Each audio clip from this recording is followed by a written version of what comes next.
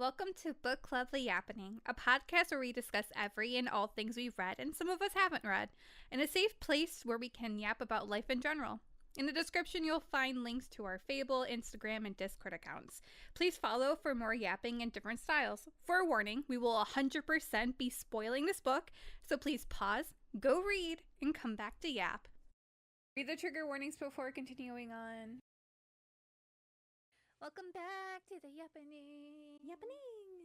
Today we continue our pride journey. Yes, pride. Very excited. Nick, tell us about your pins. He, him, because pronouns. Basic English, learn it. Yeah. And I'm sorry, women, which I just thought in general was a wonderful sentiment, and I'm pretty sure it's from Diary of a Wimpy Kid. Probably. I don't know. Yeah, I don't know, but I'm not a wimpy kid, so I wasn't allowed. I don't have a diary. That's I'm true. a wimpy kid, I didn't know how to read. But you know who has a diary? Flora. And today we will be doing the Book of Flora by Meg Elison. So it is the final chapter of The Road to Nowhere. And then obviously I'm the host, so check your trigger warnings, especially if you need to do those things. Just always also grab a snack, because obviously this is about to be a 3-hour journey against everyone's will. I was going to say grab a drink. Yep. Go take a potty break. Yeah, get your potties, do your snacks, hydrate. All right. Picture it. The island of Bambridge, approximately 2174. It is about 40-ish years after the events of the Book of Edda, like 40 and some change-ish. Flora tells us that she dreamt of nowhere last night. She tells us that this is where she met Alice with the impossible curls and cruel, clever mouth. She tells us that this is where Eddie brought her, whom she lost in the end. And she tells us that her dream of nowhere was beautiful. She saw Ina, younger than Flora had ever known her. Ina was close to giving birth to Eddie in the dream. Flora also saw Connie, her living child. Connie, neither boy nor girl, neither breeder nor horsewoman, always they. Flora tells us that she's not sure what Connie has seen on their long walk around the world, but dreaming of them always crushes her heart like a tomato. Flora wakes, she's crying. She tells us that nowhere is the first place that she ever felt free, as if a piece of her had been waiting there. She goes on to tell us that she understands the unnamed better because the unnamed lost peace that Flora couldn't have imagined, but Flora has had peace. She's seen cities with lights at night and free people. Flora has kept the books of the unnamed. She had brought them as she moved and fled across the continent. Flora tells us that the one thing she knows is the only thing that's remembered is what survives.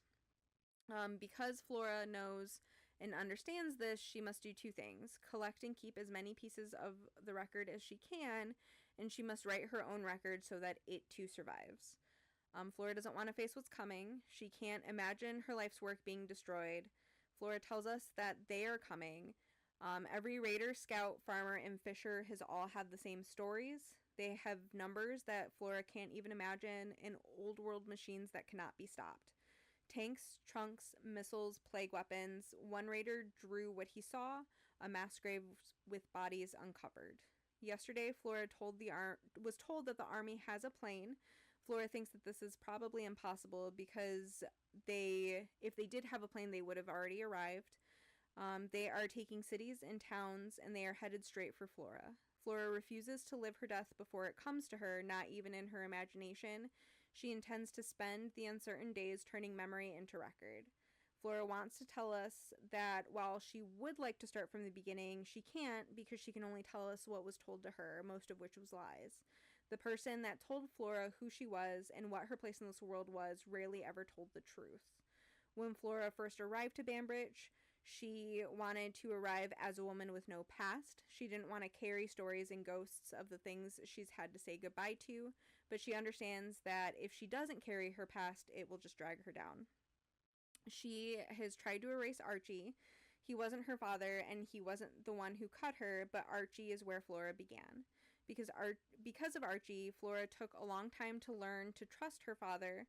Archie had never respected Flora. She was his annoyance and his comfort. He told her that she was a burden and that she wasn't a real girl. She was told that her only reason for existing was for sex. And while Archie used Flora constantly, because that was her only value to him, he was never brutal with her, and he wouldn't allow others to be brutal with her. The King of Florida had suggested to name Flora, because when she was, like, basically a toddler, Archie had seen her fighting with another kid.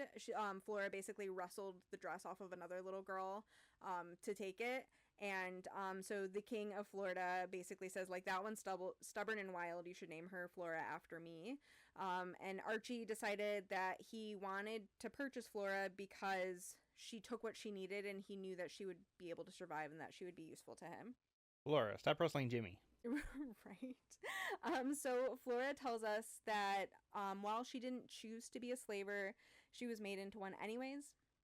She didn't understand that the children they had traded were people with their own desires and destiny, because she didn't understand that she was her own person with desires and destiny. She didn't begin to understand until she was with her father and then with the horsewomen. When she met Eddie, she hadn't fully made peace with her past, and when she thinks about how she grew up, she always thinks of Connie. Flora knows that there is no way they can win if the army decides to drop bombs from a plane. The lookouts say that the army will arrive in only a few days, and decisions need to be made. And now we go back to the past. This is basically like right after the Book of Edda we're at here. So they... Obviously, last we saw them, they had escaped the lion, and they were in a truck or van, and they were headed over to Amen. Amen had welcomed the refugees from SDL and Nowhere with open arms. Eddie slipped back into Edda. Alice and Sylvia, the midwife of Nowhere, basically once they arrived, they quickly got to work checking out all the refugees and tending to them with medical care and things of that nature.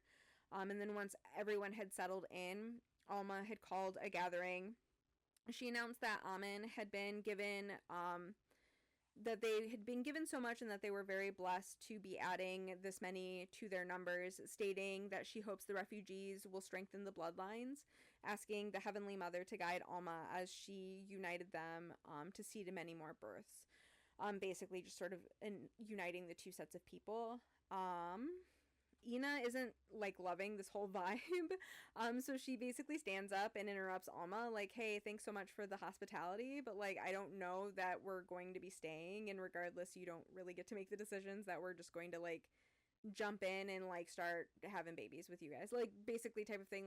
Also considering where they're coming from, very specifically, just the thought of reproducing is probably the last thing any of these women even want to be thinking about in the first place, since they were in a forced situation for that. Alma basically tries to explain that this is the will of the Heavenly Mother, and Ina very politely tells Alma that they don't need her or the Heavenly Mother to be speaking over their destiny right now. Telling Alma that everyone needs to make their own decisions in this, saying that Ina is sure that as a leader, Alma understands. Basically, we're all going to need to sit and think and decide what we want to do, and as a leader of free people, right, you should definitely understand that this needs to be an individual decision and not just you decreeing that we're all staying. Alma tells Ina that she understands, going on to say that she is sure that the seed of faith is in her. So basically, I'm sure that you have the seed of faith, and I'm sure that you're not trying to cause contention here. Basically, you're gonna fall in line. I'm sure we're gonna get along, and you're gonna fall in line, type of thing. She then starts dispensing out callings from the Heavenly Mother. She tells Alice that she would like her to found a drug making center and then begin to train apprentices.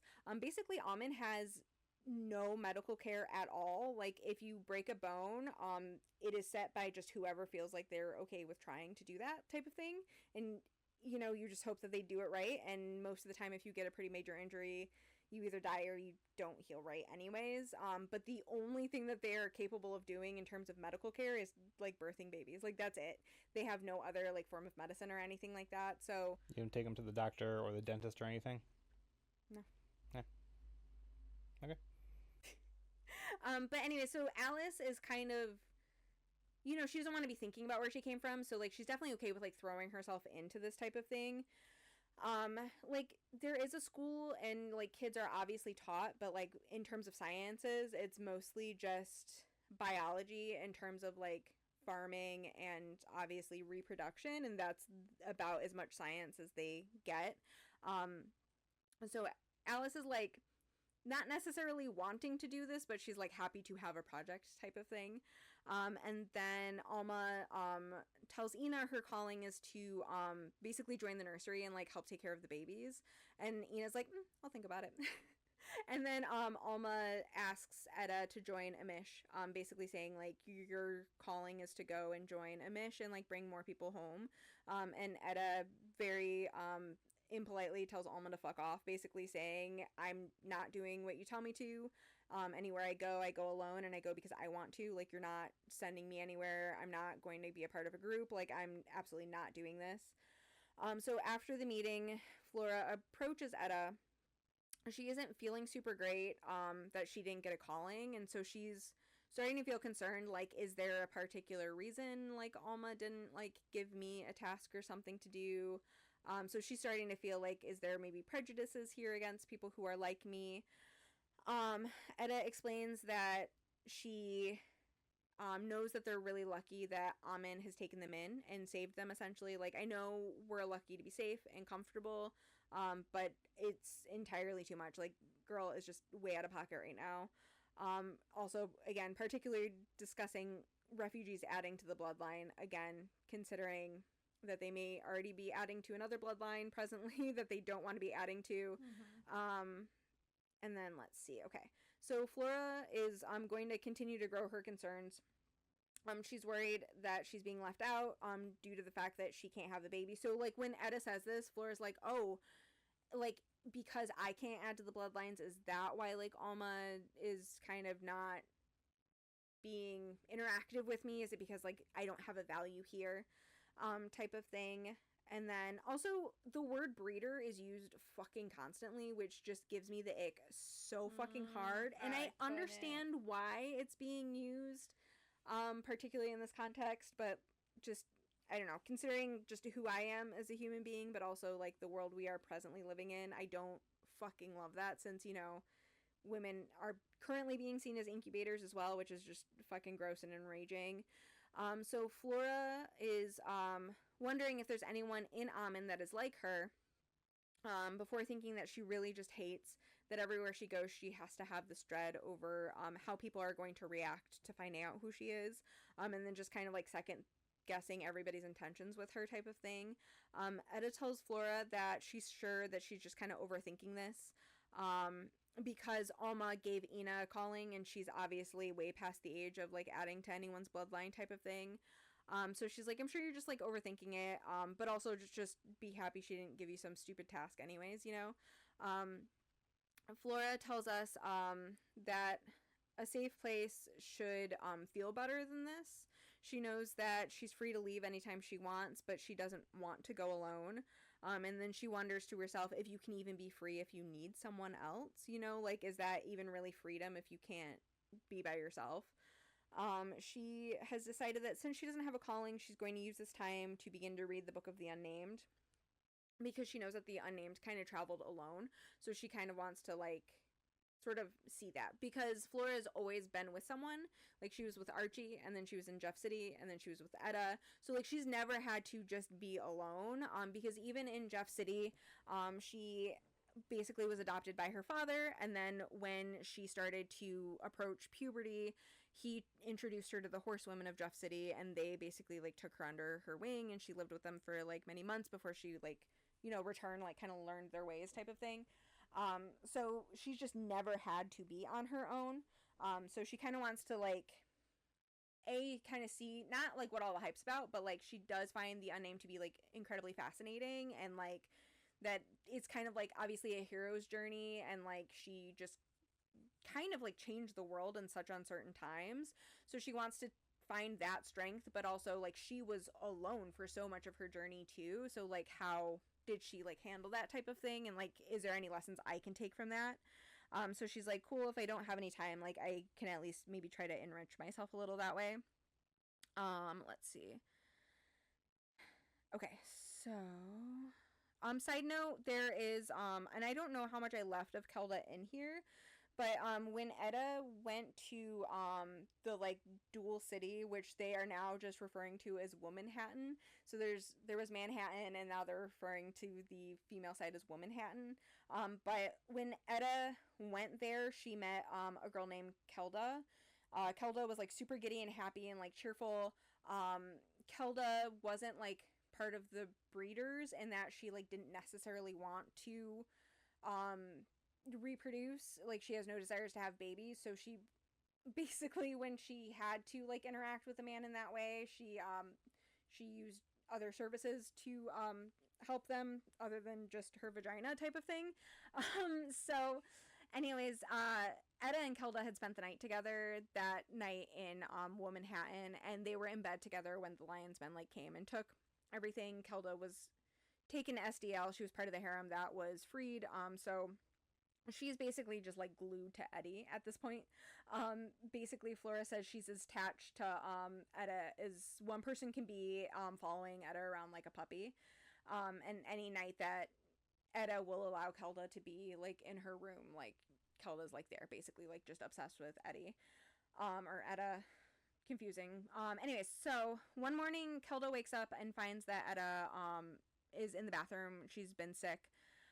Kelda has been assigned to go work in the nursery. Although she doesn't necessarily want to do that. She doesn't love being underground. She's very much like a hunter of the forest, wants the sun on her face. In my mind, I picture her kind of as like Ygritte from Game of Thrones. She like refuses to take off her hides, like she's just still in her like moccasins and all that garb and stuff. And she just wants to be outside. She wants to be in nature. She wants to be doing what she knows how to do, like out here with her bow and shit. So Etta is basically like, you don't have to go to the nursery if you don't want to go to the nursery, but I am gonna go and forage today, so if you want to come with me, that's fine. So they go. Etta tells Kelda that they're searching for plants for Alice. They set off together. They find the plant that Etta's looking for. It's too late for them to make it back to Amen before dark, so they decide that they're just going to camp out in an old cottage. Kelda offers Etta some dinner, but Etta turns it down, saying that she isn't hungry, but she thinks to herself she is very hungry. However, Alice told her that the tea she's going to make is basically poison, so Etta thinks it's probably just for the best that the only thing she's getting sick off of is water rather than having a stomach full of food. Alice has instructed Etta on how to make the tea, telling Etta that if she doesn't feel sick, then she hasn't had enough, but if she gets dizzy, she's had too much. Etta thinks to herself that she needs just enough poison to kill the little lion, but not her, and she wonders how many little lions will be in Amen by spring. Fast forward. Yep. Flora goes to speak with Alma. She tells Alma that she would like to receive a calling. She wants to be useful. She tells Alma that she's a really great weaver and she would love to work with the Leaf. And the Leaf is a subsection of boys who are too young to be in mishes, and so they basically like do all the cooking and cleaning and dishes and all of that type of stuff. They get all the like sort of menial tasks. So Flora's like, I would love to work with them and train them how to weave. Like, I'm a really great weaver. And Alma is basically like, I don't know that you would really work well with the Leaf. So then Flora's like, okay, I'm really great with kids though. I can maybe teach them reading and sewing. Like, maybe I can be a teacher in the school. And Alma is like, No, mishes.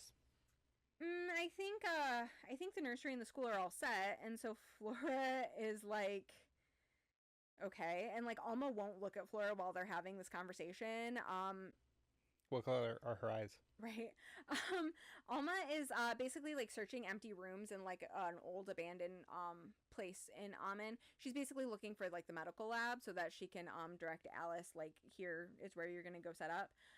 So Flora is obviously beginning to get really frustrated with Alma.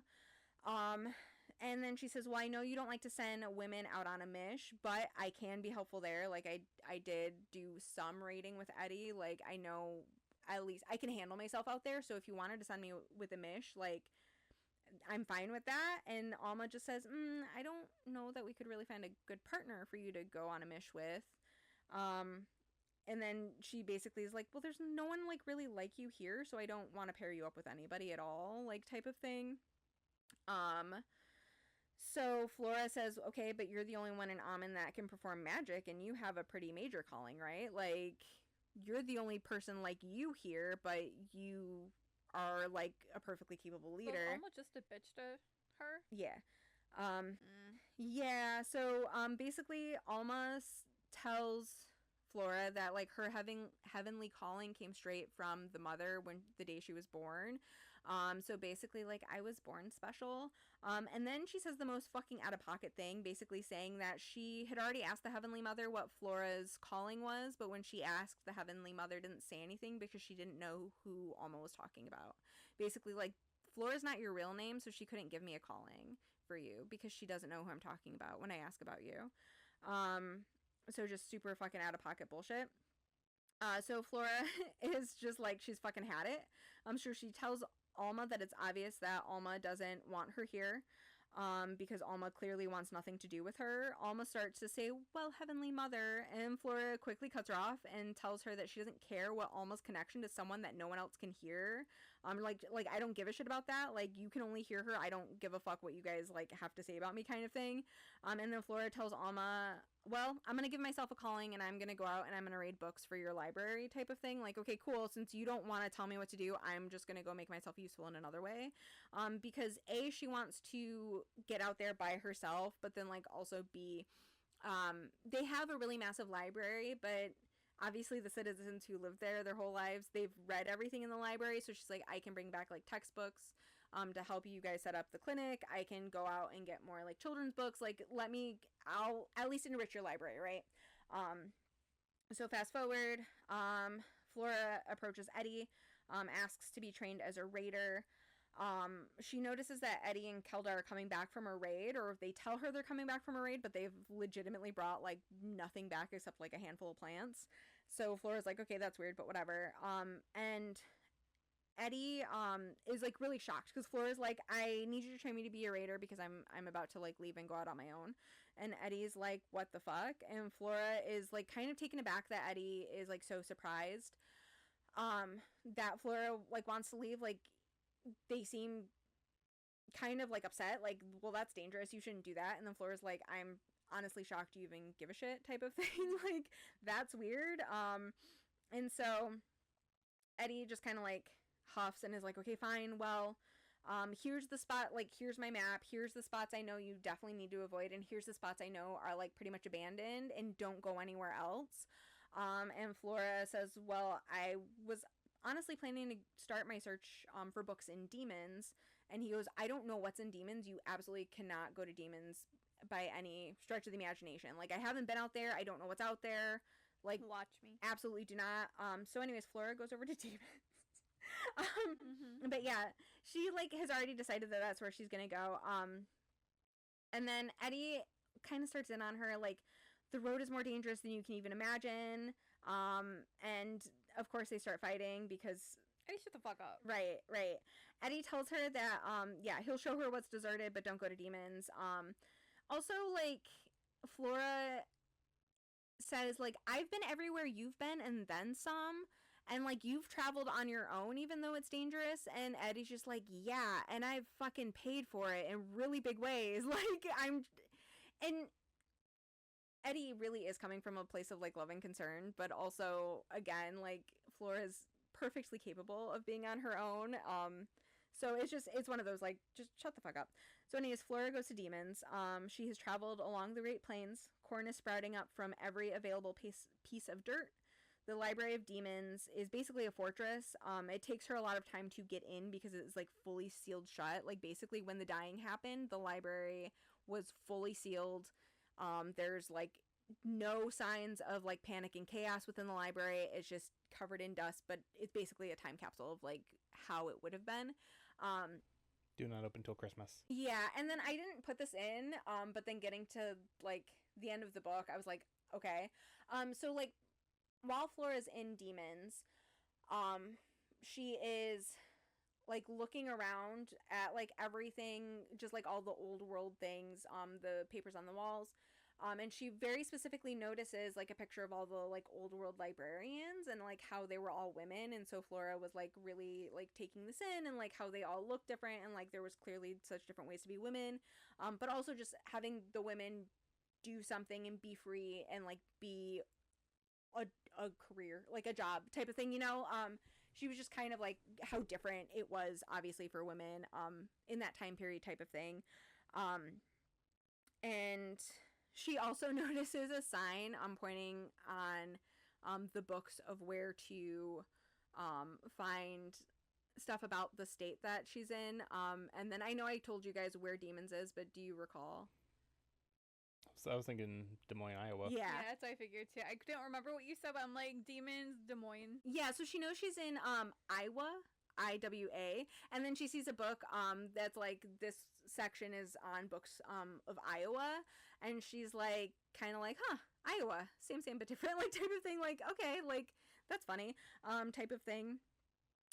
So anyways, not super important. She gets the book she's looking for, she heads out.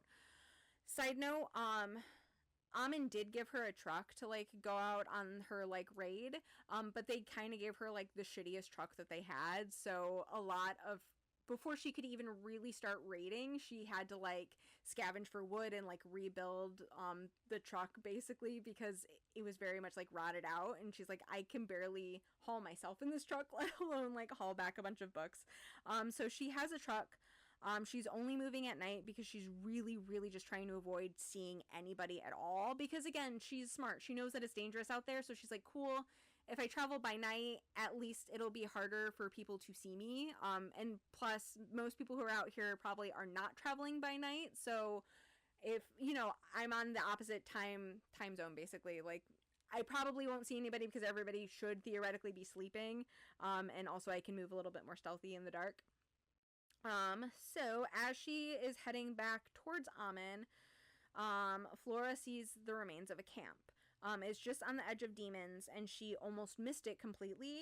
She had pulled over to read a sign, just kind of to figure out how to get back home, and she spots a horse skull hanging from a rope in a tree. Lovely.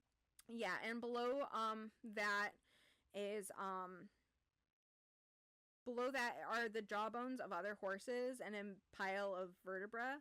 And on the side of a building near where this camp is, she sees the word Frags, Frags, written in big giant letters. Flora moves closer to the tree with the skull, and she sees a lot of bones. She thinks to herself that there may have been at least 50 people and horses, like by the number of bones that are just laying here. And she obviously has no way of knowing this, but like just in her soul, she's like, these are very clearly horsewomen like that were massacred here. Just given the number of horses and the number of bones, she's like, this absolutely had to have been like a camp of horsewomen. So she thinks to herself, like, I don't know, I've never heard the word Frags. So she's wondering, like, is Frags what they call horsewoman here, or is Frags some sort of celebratory term to say that they like massacred people here? So she's just kind of like thinking that to herself. And let's see. So and part of the reason she was so determined to come to Demons is that she had heard stories that there were like horsewomen out there. So she's like, I'll go out there. Worst case scenario, I just bring a bunch of books back home. Best case scenario, like, I know that I'm not the only one like myself outside of Jeff City type of thing. Like, I know that there will be more of me out here. So she, let's see. Yeah, so she wanted to come out there to see that she's not alone, and all she found was death and a meaningless word. She's standing there feeling like really mournful, and she wants to like say something to like remember these women by, or like pledge to like honor them or avenge them, and she's just feeling really sad, but also she's standing at the site of a massacre in the middle of the night when she's alone, and she's like, I should probably get the fuck out of here. So she gets in her truck and she heads out. Flora couldn't hear the sound of another car approaching her. Neither car had lights.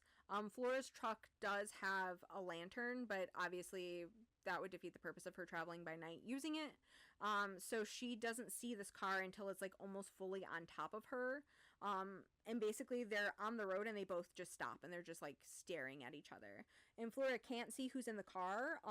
The car is completely encased in wood and leather and just has like a little strip for the person to like see out the windshield. So she doesn't know who's in the car. She's obviously worried, right? Because just any person you don't know is an enemy in these types of conditions.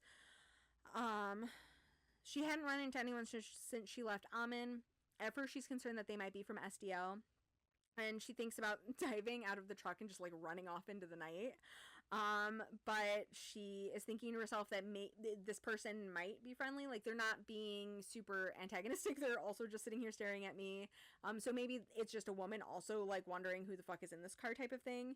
And then the car slowly starts to shift around. And then so Flora moves to one side as the car goes to the other side and they pass each other. Flora heads off. She finds a old gas station. She sets up camp. It's nearing dawn. She's having a really hard time unwinding enough to go to sleep between like seeing the massacre site and seeing another person. She's just like kind of really amped up and like trying to kind of unpack all of her thoughts on like what she's found and what she's seen. Eventually she does fall asleep, but it's like almost noon by the time that she is eventually falls asleep. And she is entirely too like fucking out for the count, just sleeping very deeply to hear the car approach and park outside. So Flora, later in the evening, before she's even fully awake, she knows that someone's in the room with her. So she kind of very slowly and stealthily opens her eyes to like try to see what's going on. And she can kind of make out the figure of someone sitting across the room from her with their back to the wall just staring at her. Yeah. Let's see. So The Hat Man. It is the Hat Man. And then Flora kind of hears a female voice saying, "Stop acting like you're sleeping." Flora opens her eyes and she sees a woman with bare arms. She's wearing all leather. She's covered in stick and poke tattoos. Her head is fully shaved. She has no eyebrows. She's like a boss, like fucking babe out here. The woman asks Flora if she has any weapons on her, before asking Flora if she's alone and where her keeper is. Flora introduces herself. She says that she belongs to herself and no one else. The woman introduces herself as Can. Flora asks why she snuck up on her. Can said that she's in this area very frequently and she's never once seen a woman out on her own, so she was just kind of curious, like, what is happening there. Flora tells Can that she's from Jeff City, and Can comments that Flora is a long way from home. Flora just kind of shrugs and says that they ran into issues with someone who called himself the Lion. Can scowls at this and is confused about Flora referring to him in the past tense. She makes like kind of a snarky remark of like, what, did he change his name or something? And Flora is like, no, we killed him, like he's dead. He had a harem uprising and now he's dead.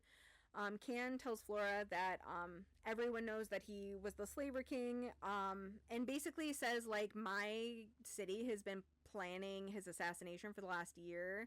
You absolutely have to come back, because if you actually did kill him, there's a lot of people I know back home that are gonna wanna meet you.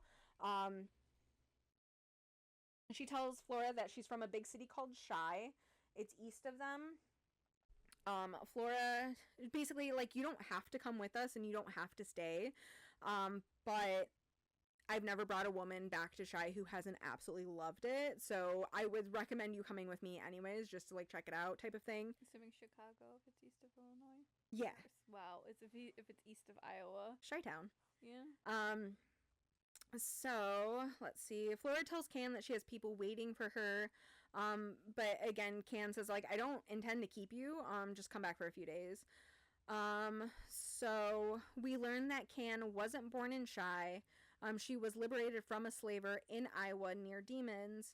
And as they approach Shy, Flora thinks to herself that, as probably not mentioned, Shy is full of women and women only. And Flora's basically like, well, if there's like a huge city only filled with women, there's no way I can't not go, right? Like, I have to at least go check this out. That's like crazy. That's crazy talk. So Flora... Really? Yes. As they approach the city of Shy, Flora lets out an audible gasp. Can tells Flora that there are more than 1,000 women living there. And much of the old city still stands. Tallest buildings that Flora's ever seen. The city sits on a river that the women use to move goods and travel. When it's not on fire. Right. And Flora tells us that she likes Shy better than Amen. She feels like Shy is alive and that she's allowed to be a part of it. In Amen, she feels like she's holding her breath and waiting for something bad to happen. Flora tells us that she plans to head back to Amen before it gets any colder because she can't imagine being caught in the snow. And she tells us that the city is incredibly windy and that the cold that comes off the water bites her at night. She plans to tell the story of the lion. Basically, like, Can gets into town and tells the important people, like, yo, she killed the lion. So they're like, cool, we're gonna, like, set up, like, a whole fucking theater for you to come and tell your story to, like, everyone who wants to come in here. So let's see. Okay. And then, basically Flora's plan is to, like, go and tell her story and then just go back to Alice. Like, she very much misses Alice and wants to be back with her. Future Flora is telling us that, like the Unnamed, she has had refugees write their stories when they arrive to Banbridge. And when they founded Banbridge, they didn't want to be like other settlements. They basically wanted to be very welcoming for people, and people could just come and live how they wanted to live. But they had a lot of discussions on how to make sure that they're not letting bad people into Banbridge. So there was, like, talk of kind of having, like, a test, kind of like the 3 questions of Rick and Co. from The Walking Dead type of thing. But they couldn't necessarily decide what questions to ask because a lot of questions that were floated, Flora has very much just been like, but based on those questions, I shouldn't be allowed to be here type of thing. So it was kind of like, we should ask questions, but what are the right questions, right? Because, again, the themes of, like, people are capable of change and people who are doing bad things maybe just don't know that they have other options type of thing.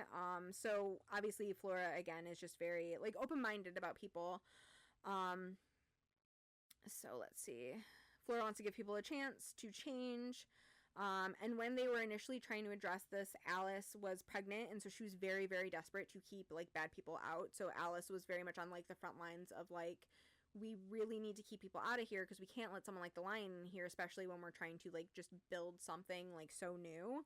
And at this point, Connie speaks up, and they say a very definitive way to test people is basically just to ask if they think that slavery could ever be justified.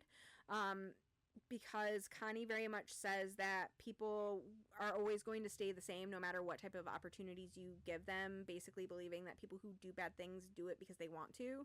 And so if you ask people if they think slavery could ever be justified, any answer other than an immediate no is like okay, cool, you can't be here. Flora tells us that Connie is so much like Eddie. Scary. Right. One refugee tells Flora and her council that the army, again, back to the army that's moving, every time they've shown up, they just demand frags. They, like, roll up on the city and they say, we want your frags.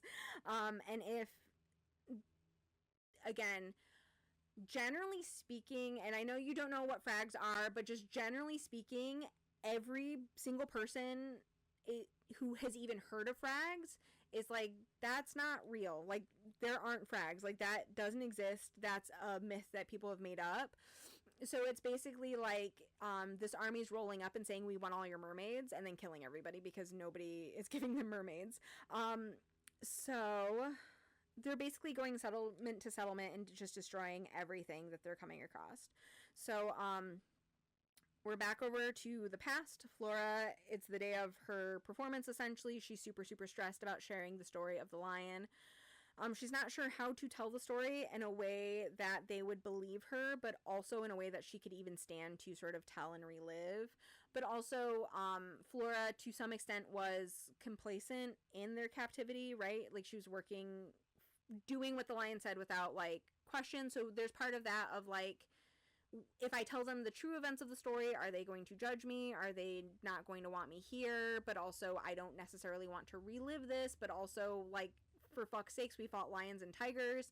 Like, are they even going to believe? So it's like, there's so much of the story that is, like, unbelievable but true, but also, obviously, a very heavy traumatic event. But also, she feels guilty for being complacent with them. So she's having a lot of, like, big feelings about this. Hey, we believe you. We got bears. Right, exactly. Oh my. The bears. I think I did too much of a Boston accent. Probably. But Fox. a very, very... That's still Boston. A very side note that doesn't matter, but I kind of fucking love, is that when Flora comes into the theater, she's handed, like, the first thing she smells is, like, fried food. Just, like, all of this, like, really delicious, greasy fried food. Oh my god, fried chicken sounds so good right now. And someone hands her a bucket, and there's, like, all these food and sauces, like, laid out, and they hand her a, like, bucket, like, think popcorn bucket, and they're like, just pick your snacks wisely, because you only get to fill the bucket once, type of thing. So Flora's, like, in heaven, and she discovers chips and mayo, and she's like, these are the best things I've ever had in my life. But she, like, has, like, falafel and, like, the swizzly potato things on a skewer. Like, she's just living in all of these sauces, and she's like, I cannot leave here without learning how to make chips and mayo. And it's like, I love you, girl. I'm like, can I just live here? Like, get your mayo. Yeah, I mean, I'm like, go get Alice. Ask Alice to come. If not, just start a new life. It's funny that they have, like, the tornado dog or whatever that's called, but Mayo is where, like, her head's at. yeah. I know that, like, french fries and mayo is, like, kind of a thing in some places, which is obviously... Mayo and ketchup. Okay, hell yeah. I mean, I love, like, a Mayo. balsamic mayo. Like, and, like, chips and balsamic mayo. Whew, that's good. But yeah, no, Flora's just, like, so taken by mayo. And I think I probably cut out, most mentions of her, but, Shy is led by Mayor Max, who is just this, like, big, beautiful, buxom woman who has her own hive. Just fucking big, beautiful, curvy ladies, like, all over each other, and Max has, like, her own private box where she, like, does the viewing in the theater, and the table is just, like, full of all these fried foods, and as, like, Flora's, like, picking her stuff and, like, tasting the sauces, she's, like, so obsessed with the mayo, and the person who's, like, escorting her to Max is like, oh, that's Max's favorite, you don't need to take a bunch of that, because Max definitely has that up in her box. Like, she's like, that is her favorite thing to eat on everything, so, like, don't worry about trying to grab all the mayo, because Max has got you covered, girlfriend. But yeah, and Max is, like, wearing this beautiful old world, like, opera gown. Like, I just honestly, I love the vibes. Like, there's some vibes that are kind of fuck ass, but, like, generally speaking, Shy is kind of... You would lose your mind if we had any ranch. We would need to get the mop. Oh yeah, absolutely. And a bucket. She's got the bucket. That's some ramp. I don't know. Anyways, That's some ranch. That's some ranch. yes. Okay. Thick ass ranch. For the wings and pizza. Yeah. Oh, I made a note. Basically, Flora has the, like, Menchie's, but for fried food. Like, that's essentially, like, what's set up. Like, Menchie's just go up and pick your fried food and then put all the toppings and stuff on it. So anyways, all right. So we call it a buffet. yes. Buffet. Yes. Flory Buffet. So that was stupid. How you doing, Flory Buffet? Fried burgers in paradise. Flory Buffet, the food slayer. Yes. Food Slayer. R.I.P. Giles. Rest in peace, King. The one where they turn into teenagers. Best episode. So anyways, as Flora's about to take stage, she says to her escort that she's really worried that the truth is going to be too awful to hear. But they say, like, Shy's heard it all, and it really takes a lot to shock this crowd. Basically telling a story that, like, oh, one time Can came back after killing this really horrific slaver. I won't necessarily go into what the slaver did, but absolutely heinous, weird, top of the line, fucking evil. And so Cam comes out and, like, tells the story of all these horrific things the slaver did, and then finishes the story by pulling out his skin and then whipping his dick into the, like, balcony. So Like, honestly, like, vibes. Can had skinned the man and cut his penis off and then finished telling the story, but like, and here's his skin, and then You know what? Now I'm like wondering. a t-shirt cannon, but with. You know what? Now I'm You're gonna wondering. have to definitely bleep that word. Whoops, sorry. No. Now I'm worried that my story's too boring. Sorry, guys. Yeah. But she's like, oh, girl, don't even worry about it. So she really like puts her whole into the story. Everyone's obsessed with her. Like everyone's like cheering and wants to talk to her afterwards. We got to censor that too. Damn. No, I've absolutely said that word before. Okay, no, for Road to Nowhere, Road to Nowhere, we only censor male genitalia. Yeah, no wussy. So anyways, Flora, fast forward, she's invited to the bathhouse. Max is like, I really want to get to know you. Like, I'm sorry we weren't able to... Sorry, what?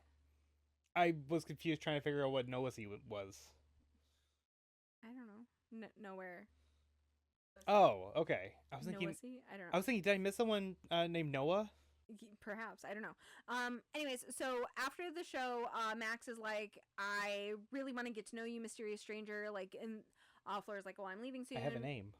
Right. Flora's like, I'm leaving soon. Max is like, cool. Tomorrow morning, come to the bathhouse and we'll like chit chat. I'll be able to like have a one-on-one like conversation and we'll like get to know each other. Let's get naked in the sauna. Yeah. So Flora's like super obviously concerned because she's like, well, this is a town of all women. I don't traditionally look like a woman. We're about to find out if I like this town. I think it's going to be a little column A, a little column B, because again, vibes are sometimes fuck-ass. As long as there's some columns that I can agree with. Yeah. So anyways, Flora is super concerned. She's talking to Can about this. Basically, like, worried about going to the bathhouse, like, oh, where I come from, like, usually bath alone type of thing. And Can is, like, making a joke of, like, you can't be shy and shy. Like, also, Seems like the perfect place for it. Yeah, Can's like, do you have scars? Do you have, like, an ugly mole? Like, what are you worried about? Like, also, everybody looks different here, and nobody cares what anyone looks like. Flora's not cut right now, right? Flora is cut. Oh, Flora's cut, okay. In, like, the testicle sense. Oh, yeah, I forgot. Yes. I forgot. Yeah, Flora still has a working penis. All Frank, no beans. Yes, oops, no beans. Sorry, that was bad. I don't think that was an oops. I think that was intentional. I mean, yeah. So anyways, I have athlete's foot. I can't share a bath. Yes, Can is like very much trying to hype Flora up. Like, don't even worry about it, girl. We've seen it all. Like, it's no big deal. Like, we love everybody. It's totally chill.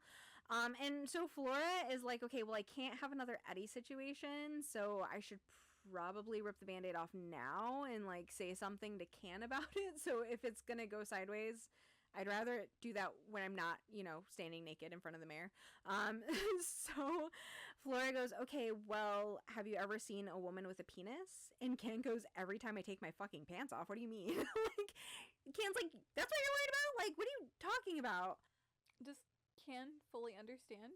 Yeah, have you seen a woman with a penis? Yeah, every time I take my pants off. So Can is a horse woman. Yes. Yes, accepted. Yeah. And so with that, we You don't learn... think that's weird? Nay. Nay.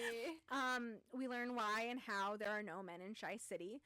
Can and Flora, they like hook up afterwards. A small Like hook up or hook up? Like sweaty bed sheets. Don't leave. Well, What about Alice? we're about to get to the fuck ass part, okay? So Oh, after never mind.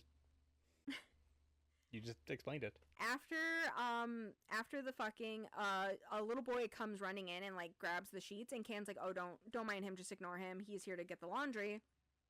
And Flora like asks, like, oh, does he like, is this his like his job? Like, does he do this for like payment? Like, how do you pay him? Is there something that you give to him? Like, how is he exchanging his services? And Can is like, no, we don't pay him. What do you mean? And Flora is like, okay, well, he's like super, super skinny. And she's like, well, do you at least like feed him? And Can's like, I don't know, his keeper feeds him. And Flora's like, what is going on? Like, I need to understand what is happening, because you're answering my questions like this isn't a big deal, but this is so fucking weird to me. They really need like an intro to every like settlement. Like, here's how we do things around here. I'm not sure. Like an orientation packet. Yes. A welcome guide. So Flora is like, I just need to know what's going on. Like, I need you to actually give me answers, because, like, Can is very much, like, getting ready. Like, why are you asking me this? This is so not important. And Can is like, okay, well, there's a lot of jobs that need to be done to keep the city running, and kids don't contribute to the city, so the jobs that kids can do, kids do, because I do too much important shit to, like, have to do my own laundry, like, type of thing, like, which, you know, makes sense, right? Like, there's menial tasks that need to be done to, like, yeah, so, let's see. Work needs to be done, telling Flora that children who haven't become women yet are put to work. Flora goes on to ask when children become women, and Can says, well, it's up to them to decide. I became a woman my 12th summer. I was really stubborn, and I was certain that there were good men in this world, so I asked to become a raider. And after my first raid, I came home and became a woman because I realized that there were, in fact, no good men out there. Like, I proved myself wrong, and so I was like, okay, yeah, I don't want to be a man, so let's do the damn thing. And Flora kind of sits with that, and then tells Can, like, you know that's slavery, right? Like, you know that those kids are slaves. And Can's like, well, no one's abusing them, and no one's, like, assaulting them, so you don't really have to call it slavery. Like, we call it chores. Yeah, exactly. Like, basically, once they reach a working age, their parents, like, give them off to a keeper who, like, does room and board and, like, feeding them. Obviously not enough if this kid is, like, super skinny, but and then they're just, like, put to work, and then when they are ready to become women or not, they are able to kind of graduate out of slavery, I guess. So Can is like, well, you don't have to put it like that, because in Can's mind, slaves are abused and assaulted, so if we're not doing that, this isn't slavery. Like, this is just us making kids be useful.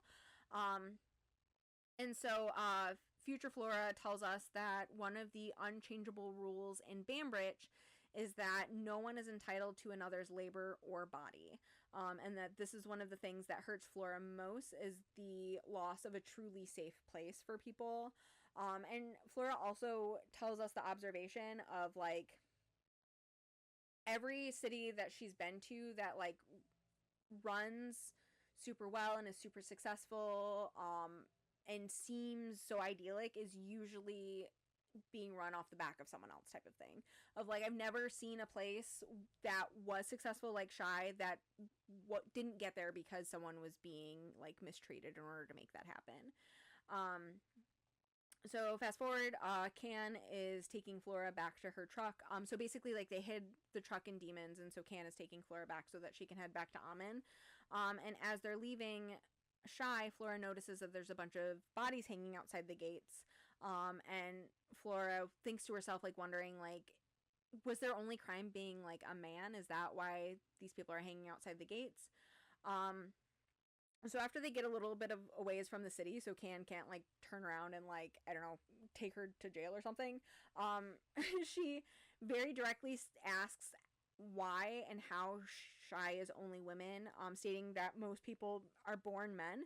And Can says, no one's born a man, everyone's born a naked baby, basically, and everyone's born naked and the rest is drag. And then going on to explain that everything after being born is learned. So babies are born, men and women aren't born. You become that because you choose, you make choices through life, and you learn how to do things, and that is when you become a man or a woman, type of thing. You get to choose who you are, like, you get to pick your destiny by how you live and what you learn. So Flora asks about men who don't do any harm. Like, if there's a man who doesn't do any harm, why would you not consider to keep them? And Can laughs and saying that she's never heard of a man that doesn't do harm. And basically they must not be real. What do they do with the ones who decide to become men? They just leave, basically. So yeah. No, but Can basically says you can be a man anywhere. Like, it's safe to be a man anywhere, good or bad. You can do that anywhere. You just can't do that here. Like, this is a safe haven for women, and it's safe to be a man any place that a man goes, basically. So, like, they have no part in being here. There's also no one cares what body parts you have. It's like the choices that you make. And if you are so concerned about being a man, you are so welcome to do that away from here. So once you kind of come of age and you decide that you don't want to be a woman, then you just leave. That's all. It's not like, you know, throwing them into the wolves. I mean, I guess because you're sending them out alone, but yeah, Can's like, we don't care. You can be a man, just somewhere else. And then there's a story of someone who was born female, basically like carving a penis out of wood and like luring women and like assaulting them. And Can was like, she decided to be a man, so she was executed. But also, you know, that is an executable offense. But again, Can's like, it kind of goes both ways, right? Like, if a man wants to be a man, they can leave. And if a woman decides they want to be a man and starts hurting people, they can't be here either, type of thing. So whatnot. Anyways, so then Flora asks about frags, and Can says, like, I've heard of them, but they're definitely not real. Explaining that frags are women who can impregnate themselves. Can says if they were real, then they could just get rid of men altogether, type of thing. Like, they're definitely not real. It's just kind of a rumor people have made up. So, future, we have a refugee story. The army came. They asked for frags. They went through questioning women with children and pregnant women, demanding to know how it happened. After killing folks, the leader of the army then told the people he didn't kill to go to Banbridge, telling them exactly how to get to Banbridge and telling them to ask for Flora once they got there. So it would in fact seem that this is perhaps personal. Back to Amen. Side note, Alice feels trapped. She's thinking that she's in a cage, a soft cage, but still a cage, and so she's planning to leave Amen. She essentially wants to get them set up with like their drug making clinic, get enough plants planted, get them like a backstock of meds, train up some people, and then leave. She's like, I don't want to like leave them unattended because I do think that like medical support is important, but I don't like it here and I don't want to be here. Flora gets back around dinner time. She goes to the dining hall. Alma asks how the raid went. She confirms she brought home a ton of books. Alma asks to see Flora after you're done eating, come meet me in the library. And Flora's concerned because Alma like does everything pomp and circumstance, like everything has to be a big speech. So Flora's like, if she needs to talk to me alone, what the fuck is she gonna say to me? So Flora goes and meets Alma in the library.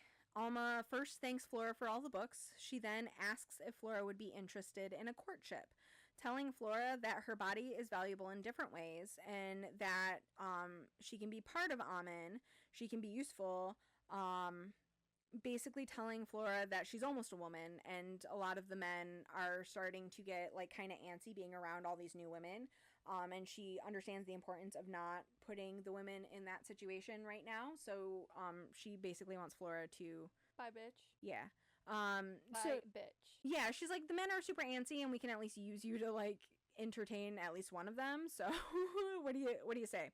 I hope it's a fist to the face. So Flora basically tells Alma that she's more or less like the lion. And so after this conversation, like, Flora obviously declines, and she's like, okay, now I know I need to go out on my own, but like also I know I know I'm capable, I know for certain that's what I need to do, but like, how do I make that happen? Where do I go, type of thing. But Flora is definitely like ready. Side note, Alice tells Flora about Etta's situation. Alice is brewing up a remedy, basically like, this is what Etta's going through, but also she's not the only one that's going through that. And so I've been having quite a few women come to me to fix the situation for them. And then let's see. So Etta is kind of on the fence about what to do about this. She didn't end up making and having the tea when she was on the road, though she did obviously bring everything home for Alice because, again, there's other women in the same situation. So Etta wants them to be able to have that option available to them. And part of the reason that Etta has reverted to Etta instead of staying Eddie is because Eddie's a man and Eddie can't get pregnant. Therefore, because there is this like parasite within them, it has to be Etta right now. So it's kind of like Etta's being forced to remain Etta. And this is a piece of the lion, which obviously knowing Eddie, like slavers do not get to live. So like this should not get to live because it's a piece of evil. But it's also a piece of me that is choosing to survive. So like, can I really eliminate that, right? So that's kind of the internal battle. Although deep down, Etta knows, based on how their first pregnancy went, chances are really good that this one's not going to turn into anything anyways. But they're also just really having a hard time coming to terms with, like, yes, I should kill a piece of the lion, but, like, no, I shouldn't kill a piece of myself, especially if that piece of myself fights to survive. Like, I should maybe give it that chance type of thing. So there's, like, a lot of, like, internal turmoil going on there.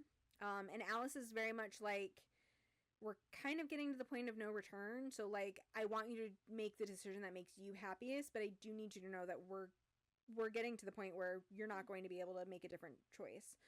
Okay, so Etta and Flora have a moment together. Etta is dreamily discussing starting a city of their own, no one telling them what to do or how to live. Etta then begins having cramps, and she just kind of undresses and climbs into the bathtub. Flora is like, do you want me to go get Alice or Sylvia? And Etta's just like, can you just like sit with me? It's fine. Like, I'll be fine. If you could sit with me, that'd be cool. Things happen. Eddie climbs out of the tub. And Flora sees that Etta went into the tub and Eddie climbed back out of the tub. So like just very clearly, like, he's Eddie now. He's back like to himself. He's just sort of standing taller. She helps Eddie get cleaned up and helps him to bed. Flora crawls in and lays with him and just kind of holds him. The next morning, Alma is up to something.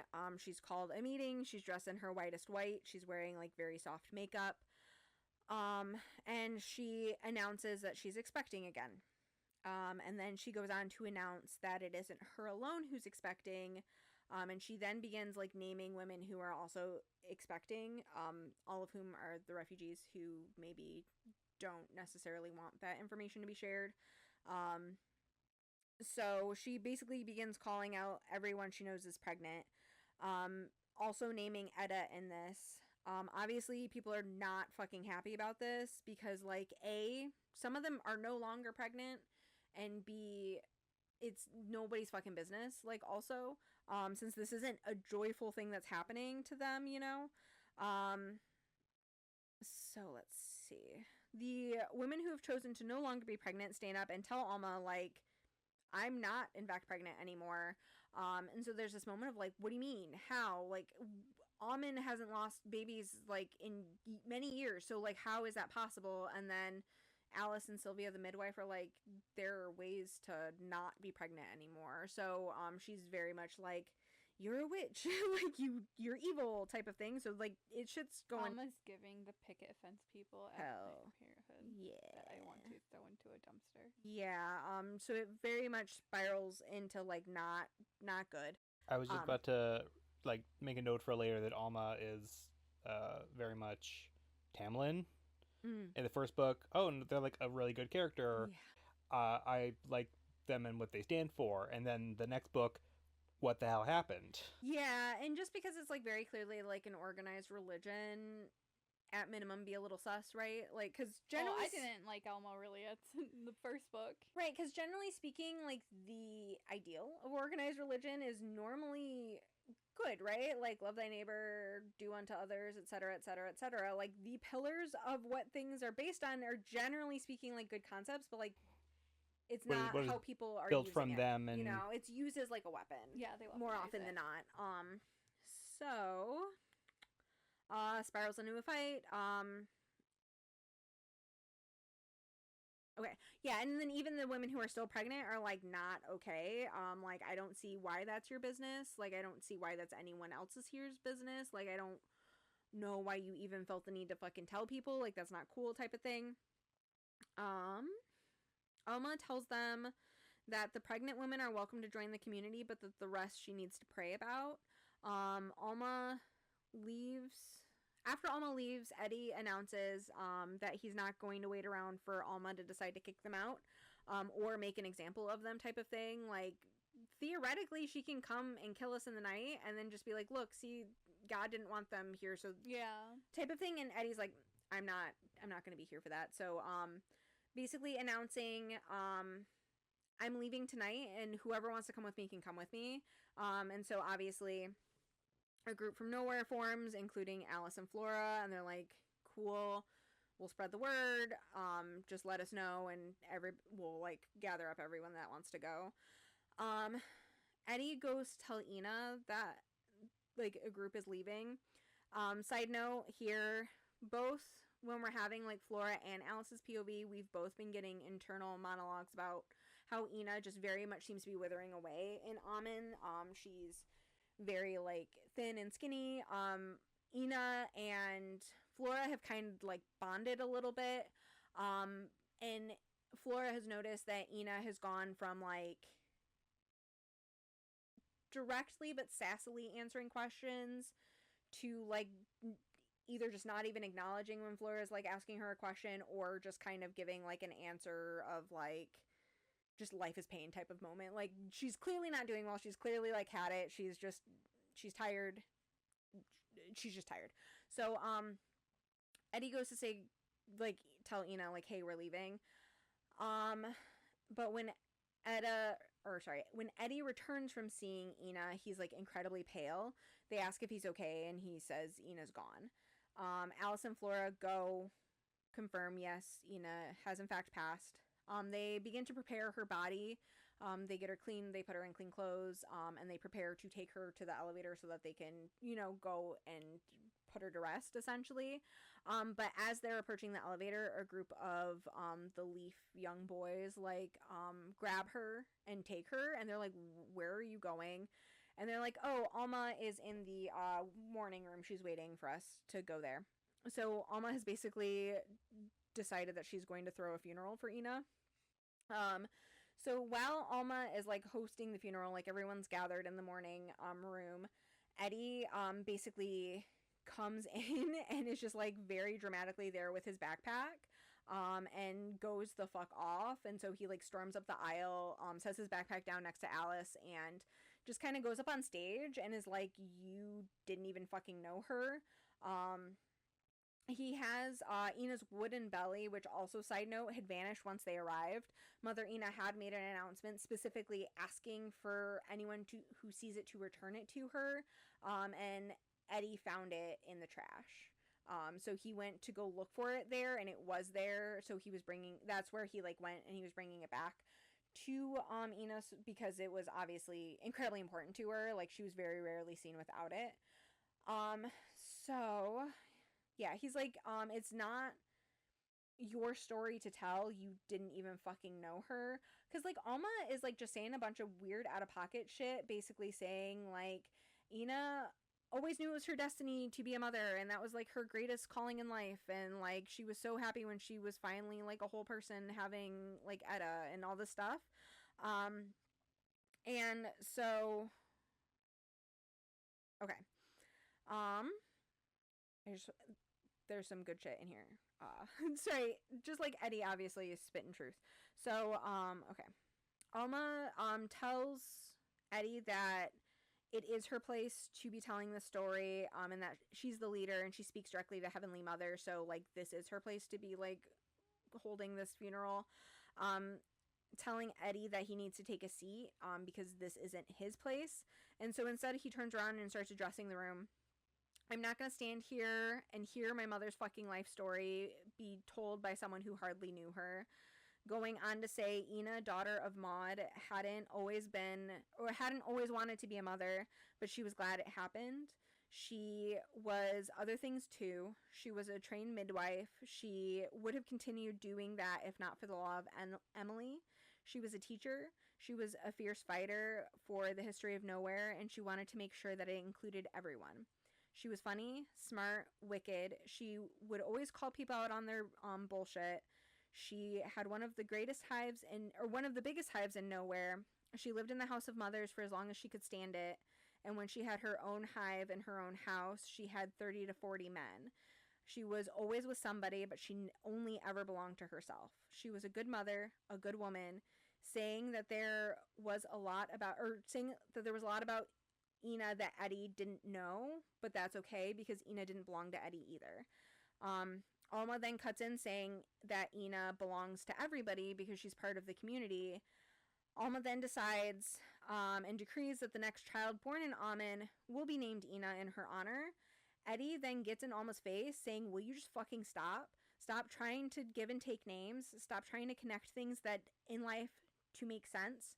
Stop trying to tie everything together where it doesn't fit. Telling Alma that if the baby doesn't come out of her, it's not her business to name it.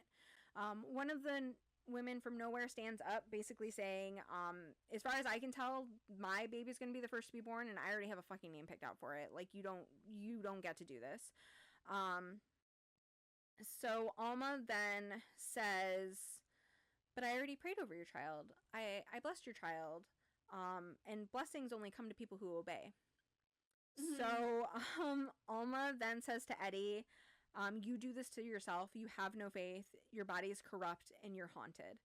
Eddie laughs before laying the wooden belly on Ina, saying, I know exactly who I am. I won myself fight after fight on the road, in nowhere, in SDL, with every lost girl I brought home, every time I refused to be someone that I'm not. I'm sorry I never told my mother my name. I waited too long, but I'm not waiting another minute. He introduces himself to the room as Eddie, finishing with, I am leaving Amen today because I will not be told how to live, love, or die. I will take as many with me as will go. Eddie then picks up Ina. Alice stands and picks up his bag, and they go to make an exit. A group of refugees gathers, and then a couple of people from Amen are like, can we come too? He said he'd take anybody who would go with him, and we want to go with him too. Oh, good. We all hate this place. Well, they are queer men, basically. Like, those are the people who are joining them, are like men who are in love in Amen, who that's obviously frowned upon. I mean, I just meant, yeah, it's one of those like secrets. It's like, oh, someone is finally saying it. Oh, great, I can take part in it. Like, okay, cool. Like, this is my exit. It's like, oh, you hate that person too? Okay, let's all talk shit about them. Yeah, we know nothing about that. Nope. Not at all. Okay, so anyways, basically, the group has gathered, and everybody's like, where's Eddie? And then they hear a hullabaloo coming from the elevator. So they head over there. Eddie's standing there holding Ina. Alma is basically like, you can't take her. You guys can't leave. You belong here type of thing. So, like, Alma's really just trying to, like, make her stand because she realizes, like, oh shit, like, we really do need the extra people added to the bloodline. I can't just let all of these people fucking walk out right now. So she's just really trying to assert her dominance.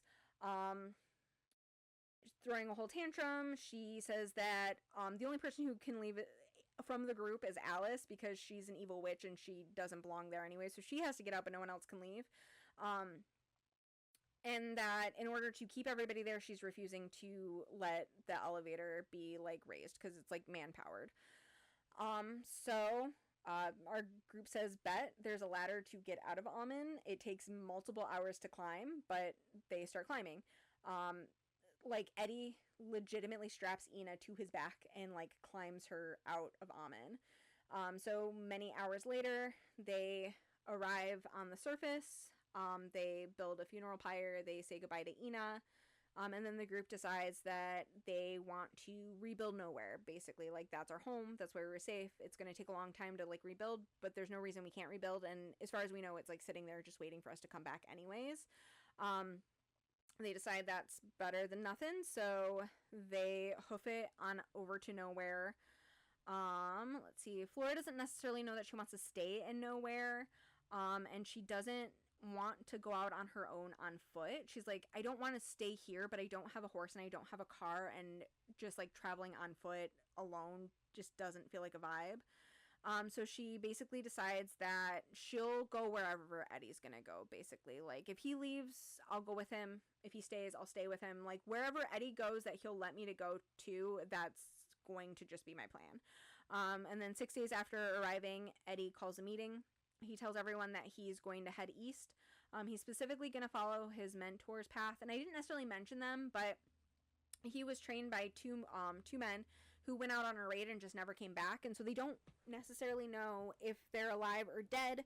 But Eddie knows different routes that they normally took. And normally when they would go out on a raid, they would leave markings. So Eddie's plan is just, I know most recently they were heading east. So I'm just going to follow their path and hopefully pick up some markings of where they were headed and try to, like, at least figure out what happened to them. So that is the plan. Let's see. So he tells them that he's going to live the life of a raider again. He's going to travel every single day. He's happy to have others join, but they're going to have to keep up. Flora obviously is the first to sign up. Alice sighs and says that she's just going to go wherever they go. Basically, nowhere's too sad, and she would rather face something new than have to deal with rebuilding everything that's lost. So now we are on their travels. First, they arrive in Vanna. I legitimately have no fucking clue why they're in Vanna, because, like, it's been told to us over the last 2 books that Vanna is, like, heavily a trading city, so why they went there, I do not know. Vanna? No. Vancouver? No. Savannah, Georgia. So let's see. All right, so they go. I was way too far north because they were just in Shy. Yeah. Also, spoilers. I had told you guys that they go to Florida. So, They're traveling. They sure is. They sure is, girl. And they're gonna end up in San Francisco before the day is done. So it's a slaving town, but they go there anyways. Very shortly after arriving, someone points at them and yells, "That's them." Before our trio can do anything, like, a mob has, like, descended upon them and dragged them into a pink building. Flora and Alice are shoved into a cage while Eddie is brought up on a platform, and with that, the bidding begins. Flora is pondering how she can get her guns out of her silks. Like, she has guns hidden on her body. She's not great with them. She obviously knows that they're going to need to fight their way out of this, but they're being guarded even though they're in a cage. So she's like, how do I get my guns out without anyone noticing? How do I, like, shoot people? Alice doesn't have a gun. Like, basically, how do I fight my way out of this cage and protect Alice and not get killed in the process type of thing? Why the fuck did they go there in the first place? Girl fucking beats me. I don't know. I do not know. So, let's see. Someone calls out, basically saying that Eddie needs to be undressed so that they can, see what they're buying. Like, these are good goats. I'm fucking, like, I'm gonna trade off. Like, I need to make sure that it's worth my purchase. So... He's a good goat, I'm fucking. Yeah, it's a good goat, Nick. I didn't want that on wax. Oh, God. So anyways, Oh, God. someone calls undress her. Eddie and Flora lock eyes, and then they both pull out their guns and just start blasting. Basically, at the same time, they're like, no. Like, they don't know we have guns. First of all, Eddie does not need to be, like, humiliated like that, but also, they don't know he has guns, and they're like, we certainly cannot let them undress him, just because the second they find the guns, like, we're done, so... So anyway, I start blasting. So anyways, they start blasting. Everyone is so shocked that, like, 3 women are just, like, shooting the fuck out of these men that, like, they're too stunned to do anything about it, basically. The widow's alive, guns blazing. So it's them, like, kind of backing to the door, and, like, Flora's like, we obviously came here by mistake, you do not need to follow us. Like, we're just gonna see ourselves out. Like, clearly we didn't mean to be here, so, like, don't fucking follow us. So they get outside, there's a carriage, like a horse-drawn carriage sitting there. They hop on, they are very slowly riding out, and nobody is following them, and they're just kind of like, are we good? And then as they, like, get out of Vanna, and start, like, heading out towards the water, some riders start coming up on them, so like shit. So they're like hoofing it, trying to get out. There's like a shoot off, very dramatic, giving like Red Dead Redemption vibes. They get over to the pier. Eddie's basically like, we gotta get on a boat. So people are following. There's a shootout. They climb up. They like jump up on a boat. There's a grizzled man who's like, what the fuck? And Eddie's like, you gotta sail. Like, you got passengers now, bud. We gotta go. And he's like, I don't fucking think so. And then a bullet hits one of his masts, and he's like, okay, let's go. Like, all right, cool. We're heading out. So as they set sailing, the grizzled man introduces himself as Bodhi. And Eddie's like, we're happy to work out a trade. Like, we just need to, like, we're traveling. You're on a boat. Like, let's just go. And everybody's like, okay, cool, this is fine. You want some poison? Yeah, right. So Eddie very specifically asks, like, are you a slaver? And Bodhi's like, no. And he's like, okay, cool, why are you here? Like, why were you in Vanna in the first place? And he's like, I trade rum. And they're like, all right, cool, like, this is gonna work then. So let's see, Future Flora tells us more about the army. So our group is just on the boat, they're sailing. Future Flora is telling us about the army. The commander is a thing of legend. Sometimes people say that the commander's a woman. Sometimes others say that the commander's a man. Always they are tall and imposing, and they are always dressed in all black with either a red sash or a red scarf around their face.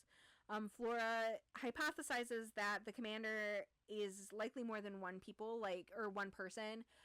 Basically, I think it's probably a small group of people that are leading this army that are just taking the turns being the figurehead type of thing. They always take girls and women. Sometimes they take men too. Some say that they always kill any pregnant women they find, while others say that just the pregnant women are taken and kept. But the only thing that they ask for, no matter what, is frags. Like, that is the only thing that they want. Back over to our gang, they have made their way to Florida. They have gotten off the boat, and they plan to head into Tona to do some trading before they get back on the boat. So, and basically, like, while the traveling has been happening, our trio have gone from essentially being like a triad, poly situation, but now that they're back on the boat with Bodhi, or now that they're on the boat with Bodhi, Eddie is back to just being super sullen and grumpy, and Alice is very much like gravitated towards Bodhi and is like spending most of her nights with him. So Flora's just feeling alone, because like Eddie is crabby and wants nothing to do with anybody, and like Flora can't even like turn to Alice because she's very much like enjoying a new plaything type of thing. So Flora and Eddie, they get off the boat and they make their way to what I'm just going to call as a saloon, because it's just kind of given saloon vibes. So they go, and as they're about to enter, Flora makes Eddie ask if there are like women for trade there. So Eddie's like kind of annoyed, but is like, okay, yeah, safety first, whatever. Asks the person at the door, like, are there women for sale? And he says there are, but I can see that you're all set on that. And then Eddie's like, no, I mean, like, girls, women, catamites, like, do you guys slave here? And he's like, oh no, the king of Tona doesn't allow slavery. So they're like, okay, cool. They head inside. Daytona? Yeah. There's Jackie Daytona. Daytona. Love that man. Also, just, he can fucking get it, man. Every time I see him. Sorry. You're good. I just picture it like just addressing characters. Eddie. I would honestly love to see Laszlo. He would be all over Flora. He would have a metaphorical, consensual stable of horsewomen. He sure would. You're right. You were so right. Sorry, my favorite quote from that. That one time, obviously we are cursed. That one time the horse made love to you. I don't consider that a curse. What is this? What we do in the shadows.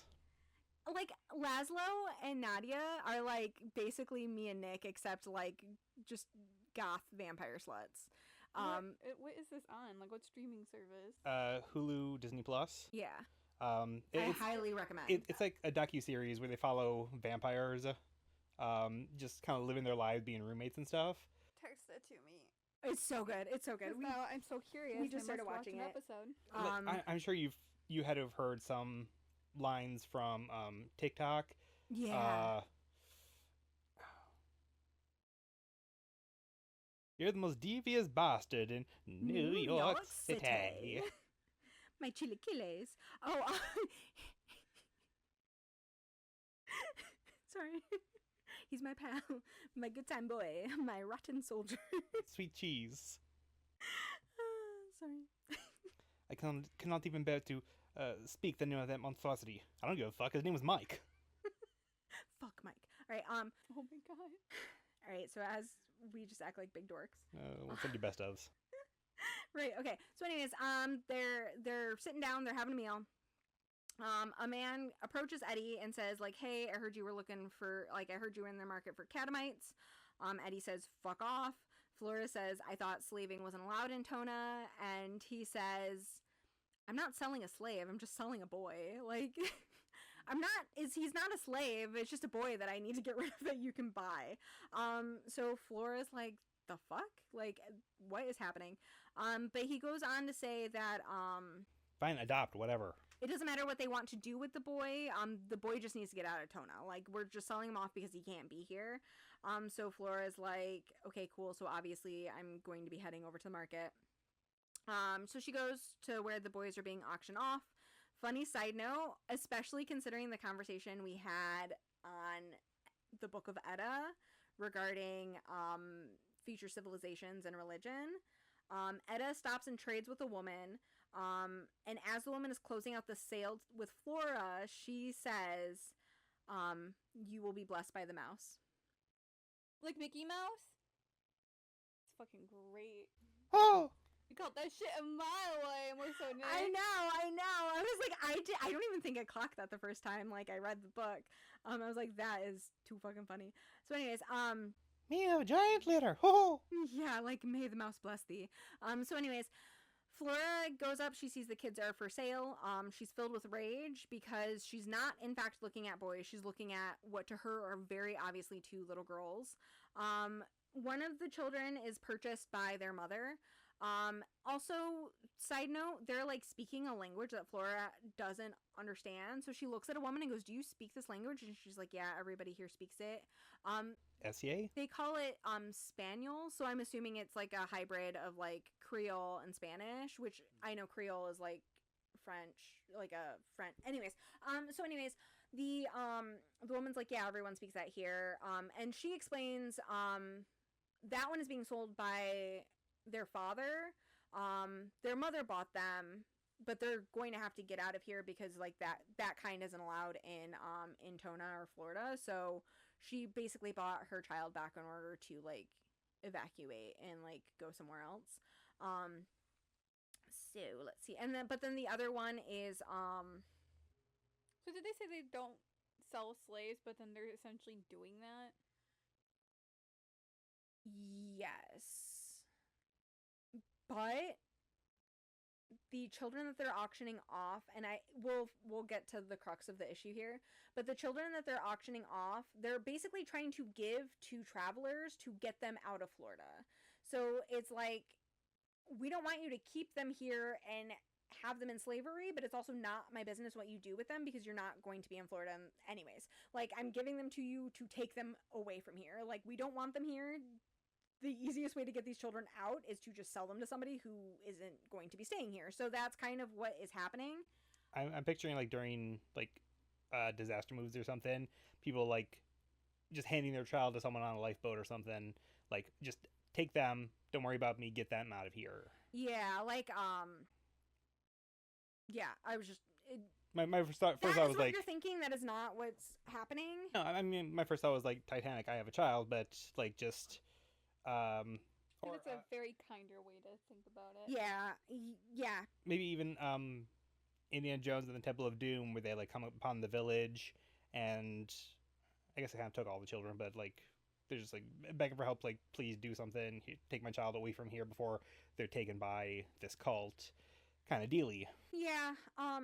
Yeah, but that make that dark-sided, I guess. I mean, It's not the place that's the issue. It's to them. It's the children that's the issue. Oh. So Flora asks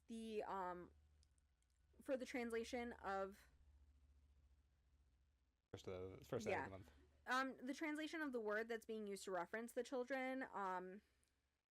And I did mean to look this up, but I didn't. It's guevidoses, is what the children are being called. Are you trying to Google it? Like every time I click on something, Twitch opens up. I can kind of give you the spelling. I spelled it different here just so I would know how to pronounce it, but yeah, go ahead. Guevedes.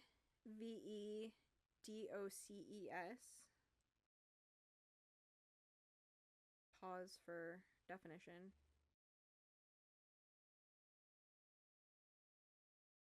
Boys who are chromosomally XY, so boys, but appear to be female based on external genitalia at birth. So yes, so they were born girls, but around age 12 they turn into boys.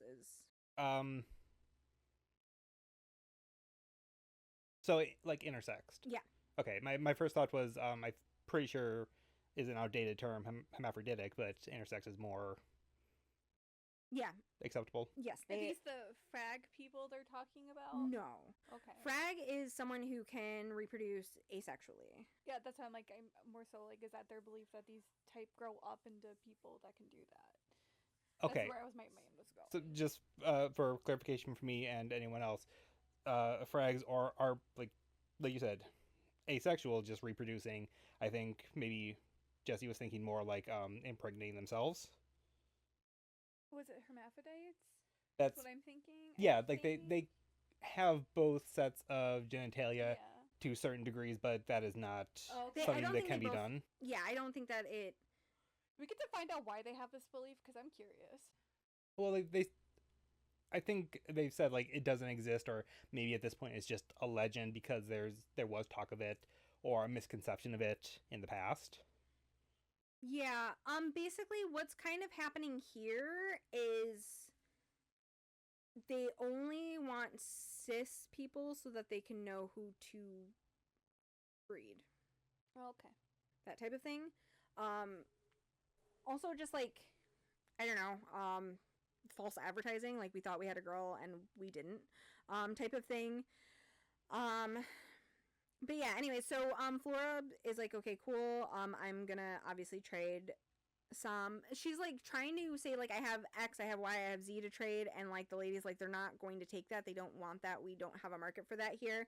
So then Flora's like, all right, bet. I guess I'll give up my opium. And the crowd is honestly shocked because they are like, you are way overpaying for this child. Basically, is like how the crowd is like taking that, and Flora's just like, I would have given them way more than I ended up giving them, like, but they were just shocked that I wanted to give them that much for this kid. So anyways, Flora, the sale is made. Flora gets the kid off, and once they're like kind of in private, she asks for their pronouns, basically introducing herself as Flora. She says, I know I bought you, but you only belong to yourself now, type of thing. And like, what's your name? They introduce themselves as Connie. That is not their like legal name, but apparently I fucking deleted it, so I guess it doesn't matter. But anyways, so they go by Connie. Concepcion is their name, but they go by Connie. Flora asks, she, her, he, him. Connie just shrugs and says it doesn't matter. But Flora basically very gently says like, it matters to me, like I care who you are, which one feels right to you. And Connie says honestly neither feel right. So Flora's like, okay, cool. So she explains to Connie that she would like to take them out of Tona, but again, Connie belongs to themselves. So I would like to take you out of here. I am traveling with my friends. You don't have to come with us, but will you come with us? And Connie, again, is very much like Eddie and is just like, well, I don't see what choice I have. And Flora is like, again, you don't have to. I am happy to give you a basket of food and a knife and you can be on your way. but we have a boat, so if you want to come with us. And Connie's just like, well, that's not like enough to start off. And Flora's like, kind of, life's tough, kid. Like, if you're going to wait until you're ready to be out on your own, you're never gonna go on your own, type of thing. Of like, and also I started off on my own, in with less than this type of thing. So like, just the world sucks. This is what I can do to help you. So anyways, Connie is like, all right, cool. I guess I'm coming with you then. And Connie has joined the party. Real quick, just because I was trying to skim over the Wikipedia article, just kind of curious about that. Guividoches? Dominican Republic, they are regarded as a third gender and experience ambivalent gender socialization. In adulthood, they most commonly self-identify as men, but are not necessarily completely treated as such by society. Again, Wikipedia, just look it up.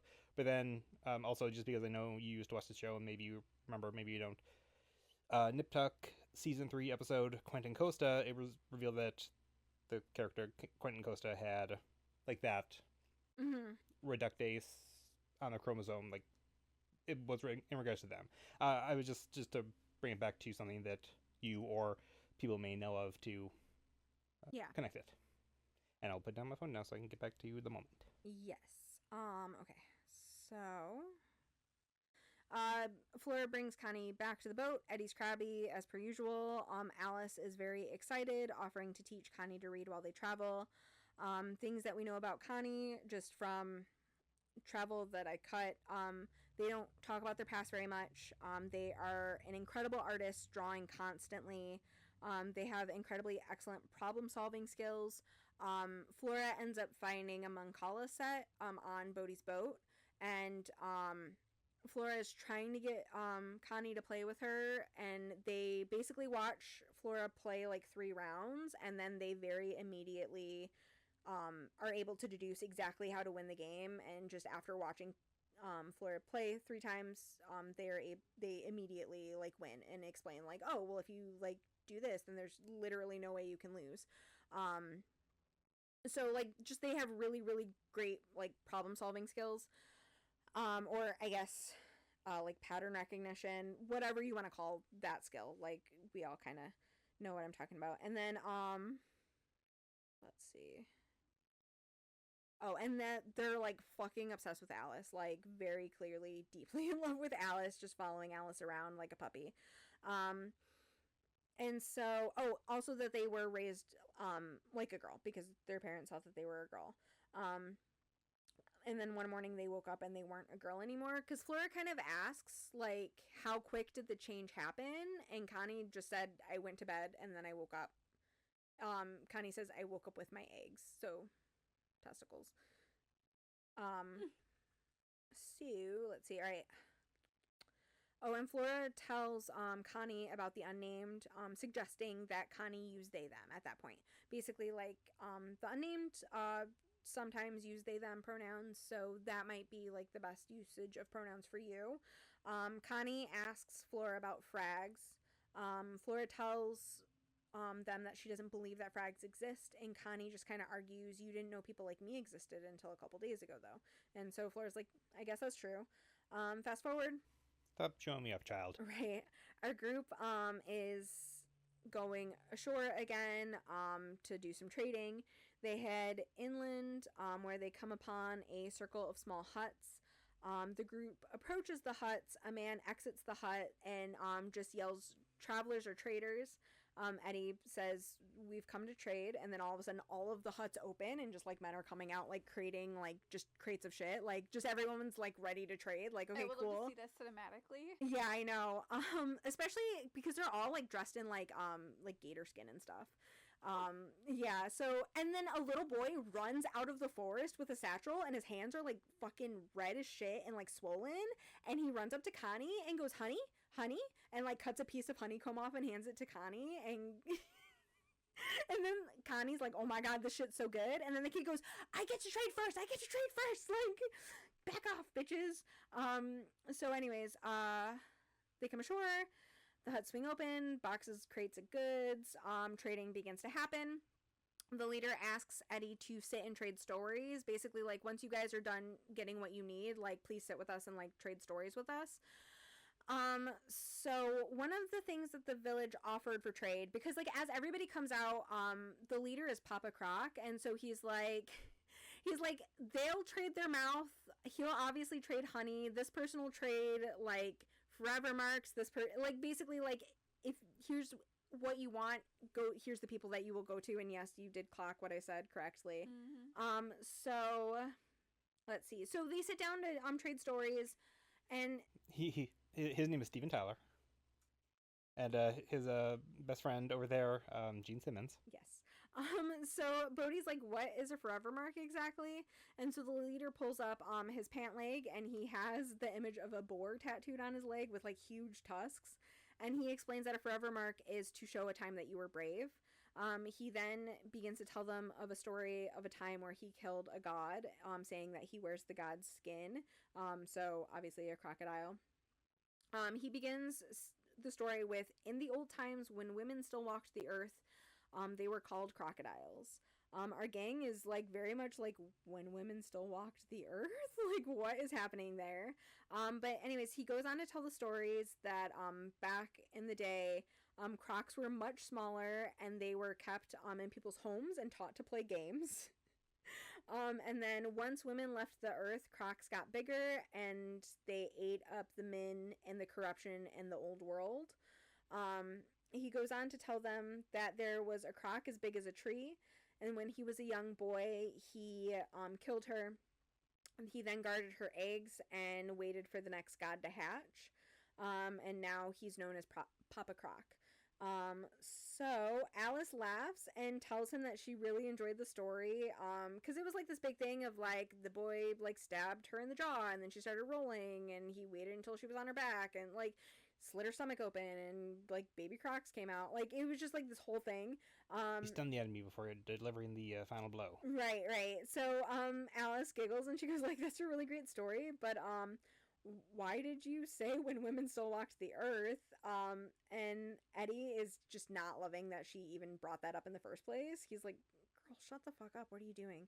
And then Flora adds that they must know that women are still alive. She's like, you guys have to know women are real. You were all born. And then Papa Croc, basically everyone starts laughing, and Papa Croc goes, I was born from a crocodile egg. And then the little boy jumps up and goes, I was born out of a beehive. And Alice is just like, what the fuck is happening? What in the Delulu? Right. So let's see. Hey, try these tabs we sell. These are really good. Yeah, she's like, that's not how any of this works. And Papa Croc says that there aren't women anymore. Alice, again, beautiful idiot, she stands up and takes off her shirt. And Eddie is, like, trying to stop her. And Bodhi's just like, hell yeah, get your tits out, girl. And so Papa Croc looks at her boobs and just starts laughing. And he goes, anyone can have those. And then the fellow that trades his mouth is, like, scowling. He's like, yeah, anyone can do that. So our group asks, okay, what makes a real woman then? And they basically say, well, like, giving birth, duh, and we've never seen a baby come out of anybody, so women aren't real. And so Flora obviously doesn't love that definition of what a woman is. Yeah. And Alice goes, how do you know none of us gave birth? And so Papa Croc goes, okay, show us your forever mark. Where's your lightning? If you don't have lightning, you don't have a baby. If you don't have a baby, you're not a woman. Basically calling stretch marks forever marks. And if you follow his line of reasoning, that means that in their mind, giving birth is, like, a feat of bravery, which is, like, kind of cute, right?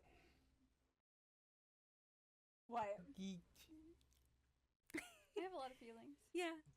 There have been several points where I'm like, one, like, it's like with Alma and stuff, like, one part of their logic is, like, very progressive, but then also, or maybe I'm thinking of Alma and Shy. Like, some of their logic is, yeah, very progressive, Yeah. but then also, if you look just over, like, one side or the other, what the hell is that? And it's completely, like, this book, while still very political, like, it kind of plays both sides, not in a meta sense, but, like, it's taking, showing both sides in almost a absurd. Yeah. Obviously, an absurd reality. Yeah, exactly. Which, I mean, kind of making a caricature of, like, how people think, right? Like, but no, I get what you're saying a lot. Yeah, because I was just thinking, like, you know, the definition of what a woman is, you try to challenge someone's perception of that. Well, you know, they can give birth. Okay, so by that logic, a woman who is sterile, or, you know, correct. Yeah. It breaks down every facet of someone's belief, but that, you know, at this point they just ignore because it doesn't fit their definition, and people will change the definition to fit their beliefs rather than change their beliefs fitting the definition. And, like, part of, like, obviously, clearly, we know that these men are, like, clearly incredibly ignorant. Before they ask to see her forever marks, they go, prove it. If you can have a baby, have one right now. And she's like, that's not how any of this works. But at this point, Bodhi is even like, bitch, you need to chill the fuck out. Like, girl, stop. Like, first of all, you shouldn't be provoking them. Second of all, again, women are seen as a commodity almost everywhere. Like, please don't, like, you know, incentivize them to try to, like, take you away. This is crazy. You're so smart. Stop being dumb. Right. So anyways, basically, no lightning, no baby, no woman. And then no woman, no cry. He very immediately goes, okay, another story of bravery. Like, he's just, like, done with the conversation. And then Bodhi jumps up and starts telling a story of bravery, killing a monster, whatever. Flora's listening to Bodhi's story and thinking, like, that is absolutely not a thing that happened in reality. And then she thinks to herself that if she told the story of Eddie slaying a lion and a tiger, that chances are really good that this group will think that that was fake when it actually happened. And then she thinks to herself that she's been in a lot of, like, sitting circles where people are just trading stories like this, and it's always men, even though women are in their stories and women are an object in their stories. Like, she's never heard these stories come from women. So she's just kind of, like, having that sort of existential moment of, like, why is it always a man's story, right? So Bodhi is, like, finishing up his story, and a group of hunters are hauling a bunch of their kills into town. One of the hunters, like, locks onto Eddie very aggressively, and is just staring at their group, but very specifically staring at Eddie. So Alice clocks this and scoots in closer to Bodhi. Flora also clocks this and stands up. Eddie's just, like, fully ignoring them until someone goes, Edda, is that you? And Eddie looks and goes, who the hell? And then he realizes, like, oh shit, that's one of my rating mentors, the ones that they have come on this journey to find.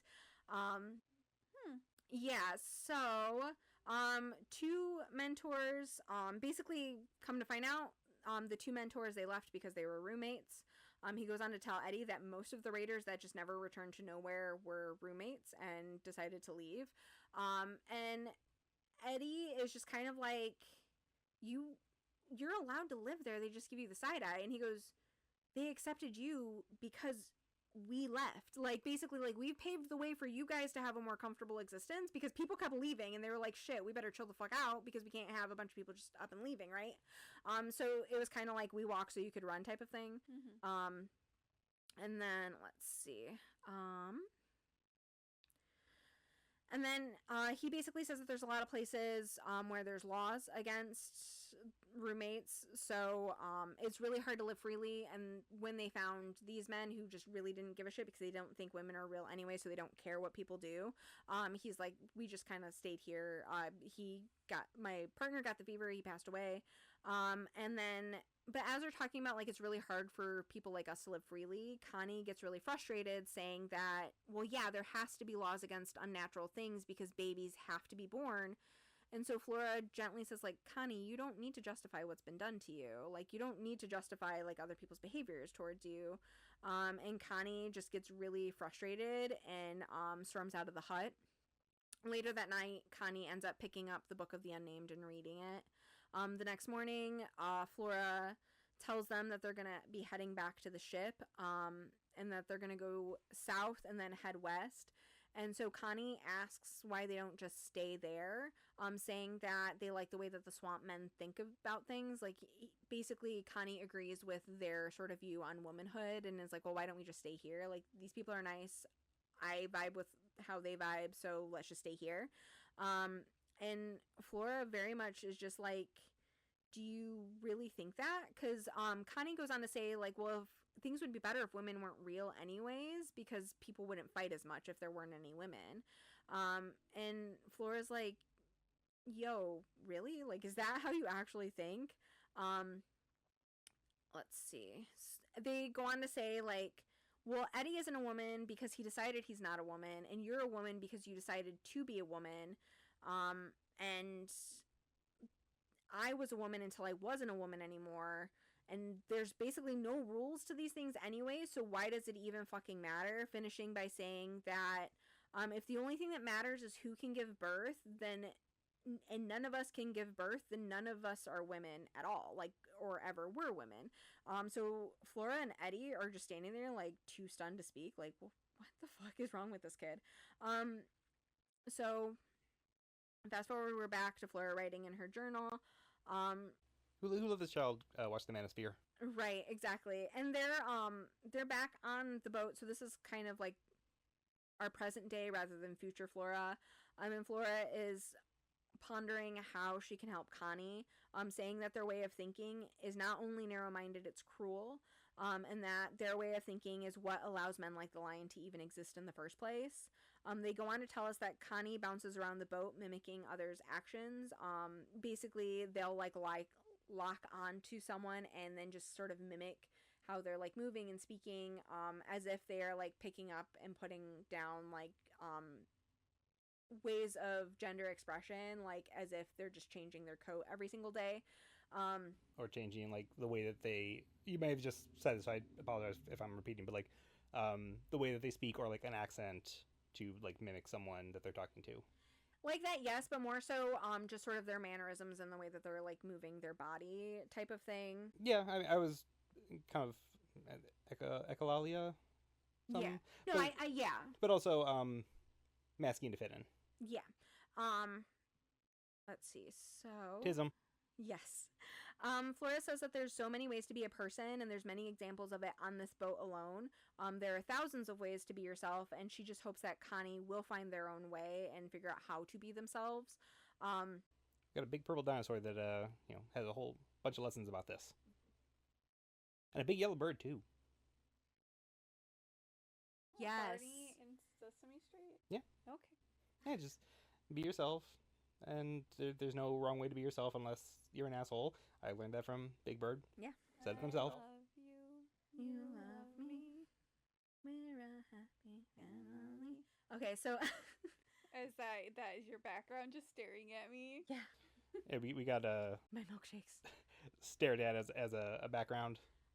So anyways, back to Future Flora. The Banbridge Council are meeting as the army is approaching.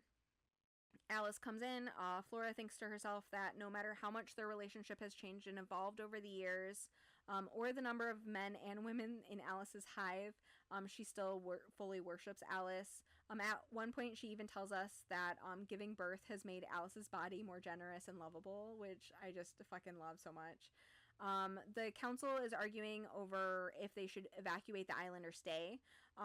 Some that are arguing they should stay is basically like there's nowhere to run. Like if we leave Banbridge, they're still just going to keep coming.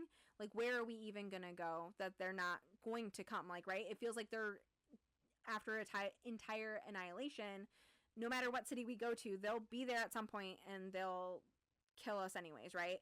And then others are saying, okay, but there are other armies they've come up against who have been way stronger than we are that have been very quickly defeated. Like if we stay, we have no way of surviving anyways. They do decide to stay, and there is a bridge from the island to the mainland, wherever it is that Banbridge is. So they do end up fully like destroying the bridge, and they're like, this sucks, and it's probably going to take us many years to even rebuild that bridge, but like we would have to be alive to rebuild it, right? So like this is our best way, is to make it so that it's incredibly hard for them to even get to us. So they end up saying that's like kind of the plan. Also, this doesn't really end up mattering anyways, but Alice does confirm that they do in fact have a plane, and that the reason that they haven't seen the plane is that they are hauling the plane on land. But they have been hearing what they say is a mosquito noise slowly getting closer and closer. And so Alice is saying they're dragging the plane and turning it on periodically so that they're terrorizing us, like so that they know we know that they're coming, and this is basically just like kind of their ticking time bomb of them getting to us. Anyway, so they're like, we can't run, we can't stay, and Flora says, all right, I guess I'll talk to them. Like, like, okay, cool, I'll talk it out. And Alice is like, okay, that'll be our plan. So they all like sit down and actually make up like a really solid, effective plan, including blowing the bridge. Is this the future them talking? Yeah. Okay. Yeah, so they're like, the army's coming, we can't run, we can't stay, and Flora's like, I guess we'll try to reason with them, like, because that's the only thing that even feels remotely practical. They're all super old at this point. Yeah. Okay, well, you are trying to reason with them. I'm going to practice bending over so I can kiss my ass goodbye. Yes. So now we're back over to our gang. One night, everybody's sitting up on deck, they're watching whales. They're having a nice little chat. Eddie and Flora officially and fully make up for Eddie trying to shoot her. People are talking about their moms. Connie asks Alice why she doesn't have children. Alice shrugs and says that she's just been lucky. And Connie well, because she's out here. She's in these streets. She's enjoying her body and others' bodies. No, I've heard a lot of good responses to why people don't have kids, and just that level of like confidence. I enjoy that. George is lucky, I guess. Yeah. So let's see. Okay, Connie asks if Alice could have kids if she wanted to. Connie basically goes like, "But you can have kids, right? Like if you wanted to." And Alice smiles and just said, "Well, it's not really up to me." And she explains that you don't just decide to have a baby and then you get pregnant. Like that's not really how it works. Like there's luck involved. Like you don't just make the choice and then boom, you have a baby. And Connie then asks, well, you're doing the thing that makes babies, right? And then looks between like Bodhi and Eddie. And then everybody's like, and this conversation's over. Like, just stop it. This kid's gotta be a plant. Psyop. Yeah, because I wonder if they regret giving their opium for this kid. My opium. The kid's very intelligent, like very much like learning and developing thoughts, but also might be becoming a psychopath. I don't know. It doesn't seem like they're thinking for themselves, because I feel like there's just they have a lot of questions. Yeah, and curiosity is good. But the answers that they are being given are not being like taken to heart. Correct. Not adequate. That is that. Yeah, like I was just telling you, like That sounds like such a kid thing. Like, well, why? Well, why? But why? And why?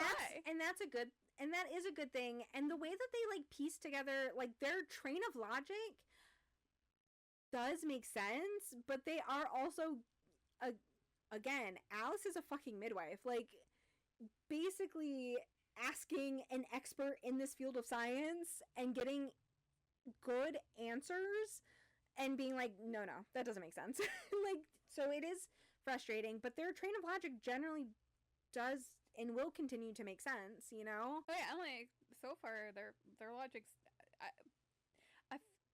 how old? Like 12, 13. Okay, yeah, so they're past I feel that. like Connie's going to be a very intelligent person. I have a theory on where Connie's gonna end up, but no, I was over the board, over the deck if they keep it up. Person overboard. No, I mean, Brittney, you were just talking about like how kids are like more understanding than like they're given credit for. Like we always see. How am I going to explain two men kissing to our child, or the thread I saw on Threads, how am I going to explain death to them? Explain it. Like, actually talk with them. Don't be afraid of upsetting them, because upsetting means that they understand. Understanding leads to not being afraid, which leads to more intelligent. Right. I'll never understand why parents think that bringing these conversations up will be so damning, because my mother I had the conversation of death and sex at a very young age as warnings and safety, and it didn't make me do anything crazy. Younger, if anything, I waited until after I was 18 to make any decisions. Right. Also, you generally want them to have the correct knowledge rather than them get incorrect knowledge or make up their own answers. Like, again, the death thing that you and I were discussing yesterday, like, generally speaking, whatever sort of conclusion you would come to on your own with not having actual information, a lot of times is probably much scarier than the truth, right? Like, if you just get the truth. Also, if you hide things in this shroud of secrecy and shadow, it will inherently potentially make kids way more curious about it anyways, which could lead them to exploring things in an inappropriate or unsafe manner, right? So and our crew generally does answer their questions, although they very much will ask super fucking inappropriate things. At one point, Flora will make a comment well, I'm cut, and Connie goes, cut how? Cut where? And Flora's just dude, that is so personal. Why do you need to know the answer to that question, type of thing? Of I'm happy to explain how the body works, but I don't necessarily want to tell you really personal details about my body personally, type of thing. And it's you really need to tell this kid, because their curiosity is gonna lead them down such crazy paths if you don't, and potentially not answering their questions clearly will incentivize them to feel like you're keeping secrets or whatever. The first thing they gotta teach Connie is personal space. But Alice, when Connie's well, you're doing the thing that makes babies, right? Alice is you don't get to ask me that. You don't deserve the answer to that question. That's not your business. That's not your place. It's not an appropriate question to ask somebody. They're well within the rights to be uncomfortable and not want to talk about it, but by answering the questions, being 100% honest, by rights they should stop. Although the fact that they just I'm thinking about this in current times, obviously future dystopia. I don't know, 12, 13-year-old asking very personal questions like that. Get that, obviously therapy doesn't exist, but psychopathy, sociopathy, some kind of lack of empathy. Yes.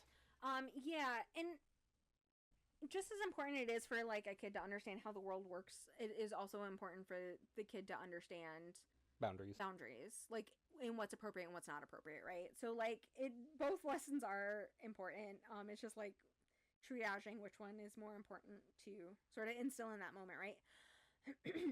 Okay, so we're getting to the good shit. Well, I love this. Yeah, compared to Etta, this there's a self-discovery in both, but it seems so much more low stakes. Considering Etta, there's kind of there was a big bad, in a, as we had brought up, Negan or Governor sense in terms of Walking Dead. This one, there's obviously some kind of big bad, an army that I'm more picturing. The future Flora. More niche reference, but Revolution, that show where all power was lost, so they were kind of building armies in a Civil War / American Revolution style school way. But obviously they have guns, tanks, and whatnot. It seems so much more low stakes because they didn't really defeat Alma. They're just you suck, let us out of here. And now kind of dealing with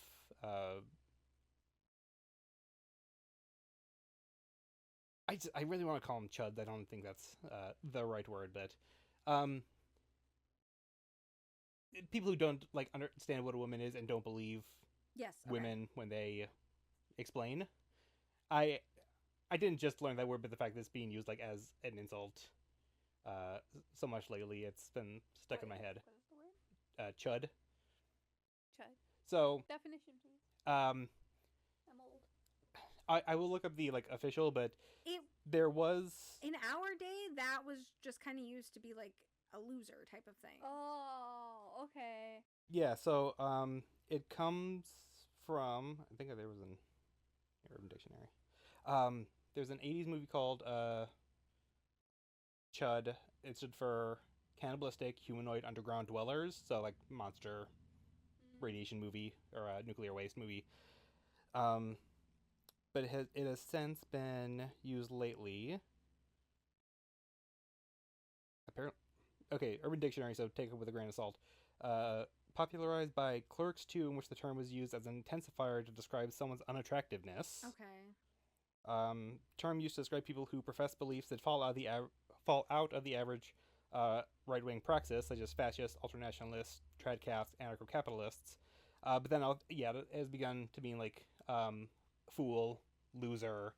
The anime, you and I are polar opposites. There's a guy who's just like in a completely utter depressed state, and he just goes, "I'm such a chud." Are you sure you're not LARPing that? LARPing as a chud? My entire fucking life. Mean, it's okay. I thought LARPing it was as someone who likes anime. I thought it was LARP, like as in like let's go get dressed in some beautiful wear and go stage a fight. I did have to look up that, not because I didn't know what it meant, but just to make sure I got We're elderly. The Gen Alpha definition, because apparently I'm just a fucking nerd. Apparently children watch our content. You can't just I just want to LARP, man. like what you like. Yeah. No, absolutely not. Although, also, I love that, like, back in our day you were a poser, but now apparently you're LARPing. What does that mean again? Live action RPG? No, wait, live action roleplay. Sorry. That's what I believe. But what was the context used? saying that you're basically you're posing you're a fake fan, which so you're live action role playing being a fan of something. Which specifically that clip, and we can cut this if we want to. No. Me talking about Uma Musume. So if you don't think that I play video games and watch anime, what gives you that impression? I had to Google half the shit he said, and they were real people. And my thing was like, okay, did you just have like a weird take on like Golden Doodle or whatever the fuck? Oh wow. Golden Doodle? I love that. Golden Doodle. No, but I thought like, would Golden Doodle stand for it? Is that the issue? Not to interpret their comment, but it really seemed like they were calling like maybe one of you LARPers because you were involved in the conversation, but I was the one that was talking. So I know, and I was just making like silly. But then that would be a media literacy issue, right? Because I was like, are they?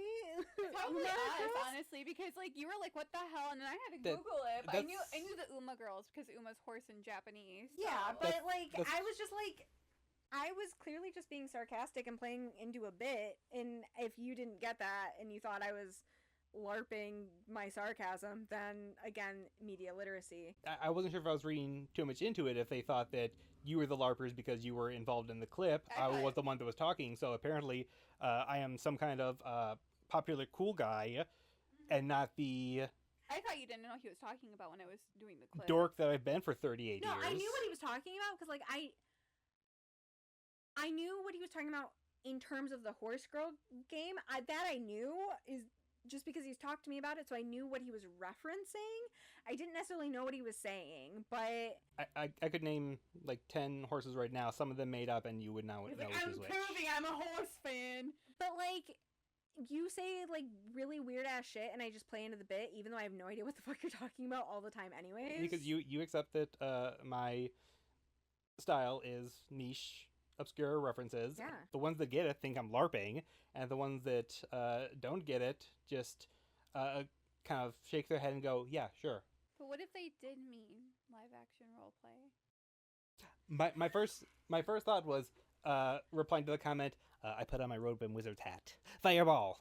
Fireball, fireball, just fireball! flip on my Uma ears and go to what was the game that they went to? Because that's the first I ever heard about it.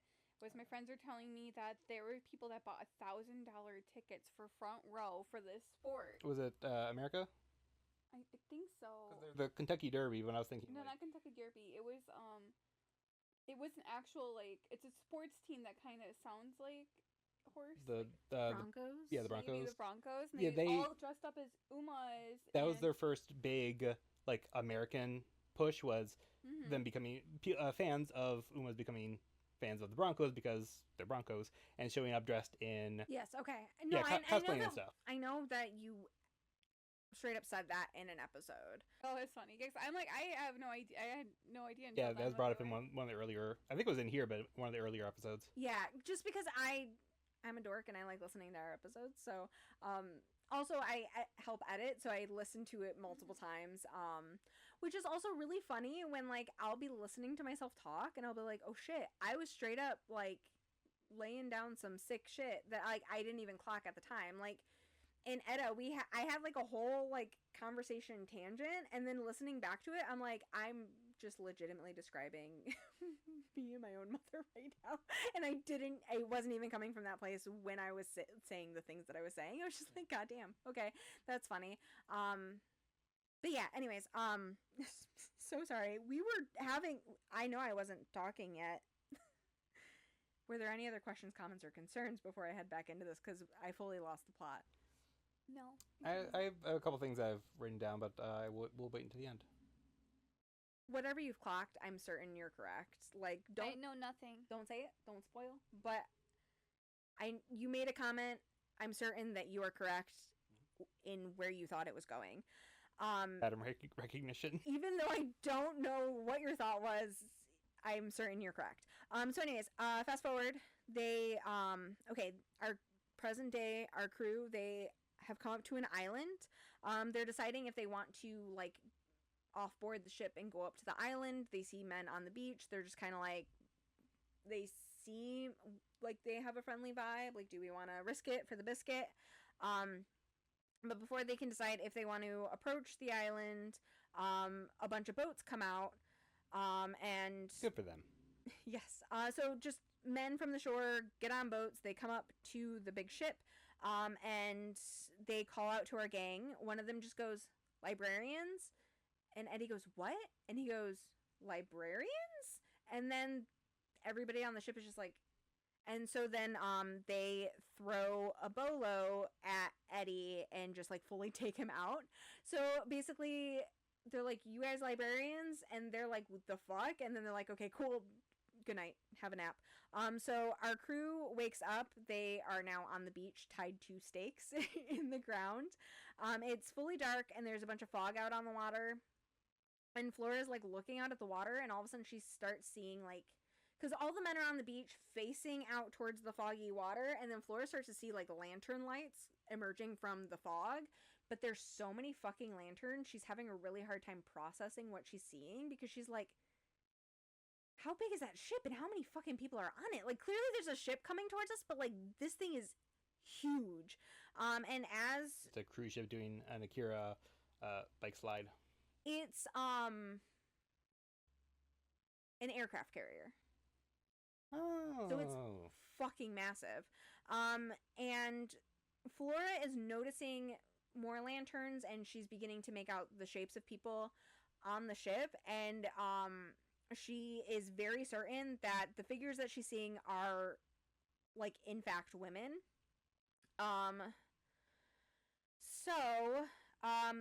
Someone basically offboards the ship and comes up to the man and says, "You have two women?" And he confirms yes, and then she asks, wait, sorry. Okay, I just put something together. I go on.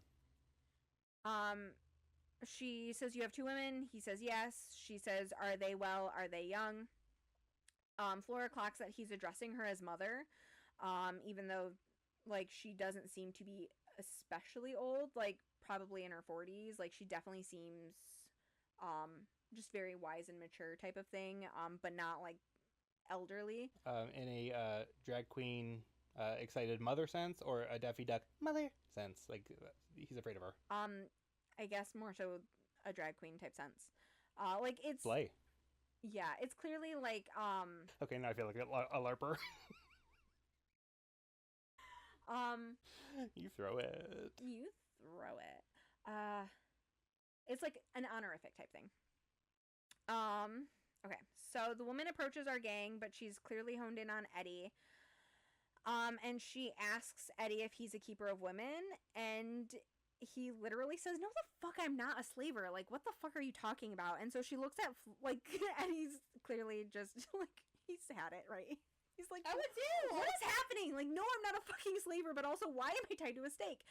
So then she looks at Flora and goes, "Is this true? Are you free?" And Flora says, "Well, no, I'm tied to a stake, but normally, yeah." Like, not presently, but usually I am. And I picture them being like, woman, like, what's going on here? Oh, I just saw a clip from one of the, like, Batman Justice League shows. Batman's like, "I don't work with teenagers," and whoever he's working with, like, shapeshifts into Robin. He's like, point taken. Yes. So the woman introduces herself as Dell. She tells them that she's the mother librarian. She unties them and apologizes for their, like, basically greeting that they received. But she says there's a lot of slavers up and down the coast that we've been dealing with, so we just have to come out guns blazing with everybody. So, like, I'm really sorry. Obviously, I'm sure you understand the precautions we need to take. And so Flora is, like, looking all over, and she notices that there's at least 40 women on this beach, and they're just straight chilling, and very oddly, some of the women have, like, the full-grown fishermen in their laps, like, breastfeeding them. And they're just like, what is happening? Eddie explains they came from the Missouri, and they are came around Florida and are currently looking for Midwife's Bay. And the librarian goes, "Do you mean the Missouri? And are you looking for the San Francisco Bay?" And Eddie goes, "Well, based on the Midwife's book, yeah, I would assume that it is, in fact, the San Francisco Bay that we're looking for." And Dell immediately goes, "A book?" And Eddie was like, "Yeah, well, it's like a journal from the dying." And she goes, "Tell me everything." So they go and they sit down, and Eddie is basically uncapping the lore of the Unnamed. Wait, we have to start a podcast first. Right. And yes, Flora is like, I have never heard Eddie say this many words or talk this long to anybody ever. Like, but Eddie's very animated. He's super excited. Just kind of like a nerd sharing his special interest type of thing. So, like, Flora's like, Eddie's vibing here. Do you want to know about Gundams? I got a lot about Gundams. Do you want to know about Bionicle? I know a lot about Bionicle. Yes. Trains! Oh my god, trains! So Dell is basically like, "Do you have these books? Like, do you have this book here? And if so, can I have a copy of it before you leave and go wherever it is you're trying to go?" And Flora is just like, "There are 20 volumes, and I don't necessarily know that we want to stay here this long." And Dell goes, "I have 20 scribes. Like, we can knock them all out at the same time." I'm like, need scribes. Yeah. So she's basically explaining that they keep books from the old world. They copy, collect, and preserve rare books, aka very specifically journals, is what they're maintaining here. And they are the library of the New World. Dell tells them that she'd like to copy. She's got 20 scribes. We're good to go. And so Dell brings them aboard the ship. It's basically just the ship is the library, and Flora is fully awestruck at how massive this ship is. Dell tells them that this is the Alexandria, and that they are, let's see, as they're making their way through the ship, Flora and Eddie clock that the ship is only women. And Dell explains that boys and men learn to fish and they become fishermen. They live ashore. Women are trained as librarians and they stay on the ship. They come to shore about like twice a week to just kind of hang out with the dudes.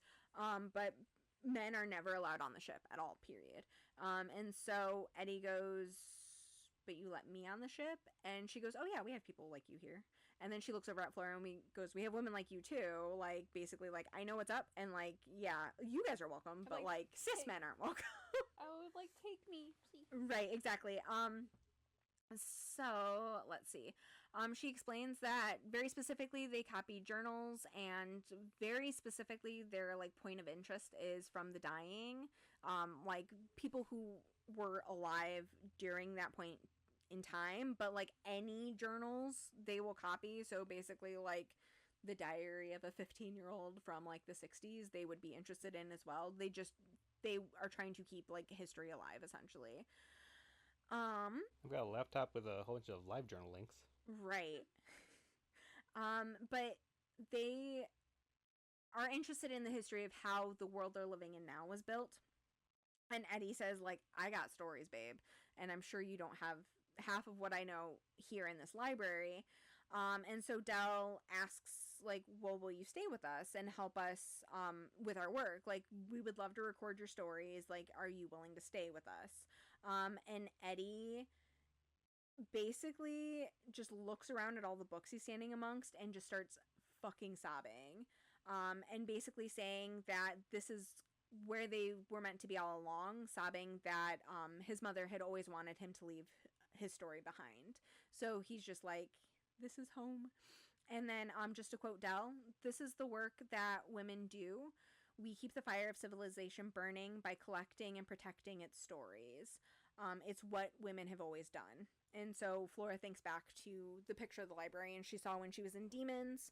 And then if we weren't already positive that this is where Eddie belongs, shortly after this conversation happens, there's like a hubbub up on deck. A slave ship is approaching, and so basically, ready your battleship, queens. They sink the ship. Eddie is like, the fuck? And she goes, we kill slavers on sight, but we're gonna go fish the women out of the water. Like, that's fine. The women are gonna come aboard, like, but also death to fucking men. And so Eddie is like, fuck yes. Like, he's ready. That's why the men become fishermen, so they can fish the women out. Right, exactly. That's great. So Eddie has found his people.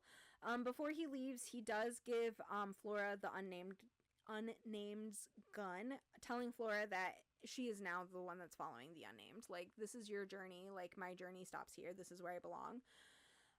So Flora, Alice, Bodhi, and Connie set in sail. And Connie, again, forces another sex ed lesson on the king.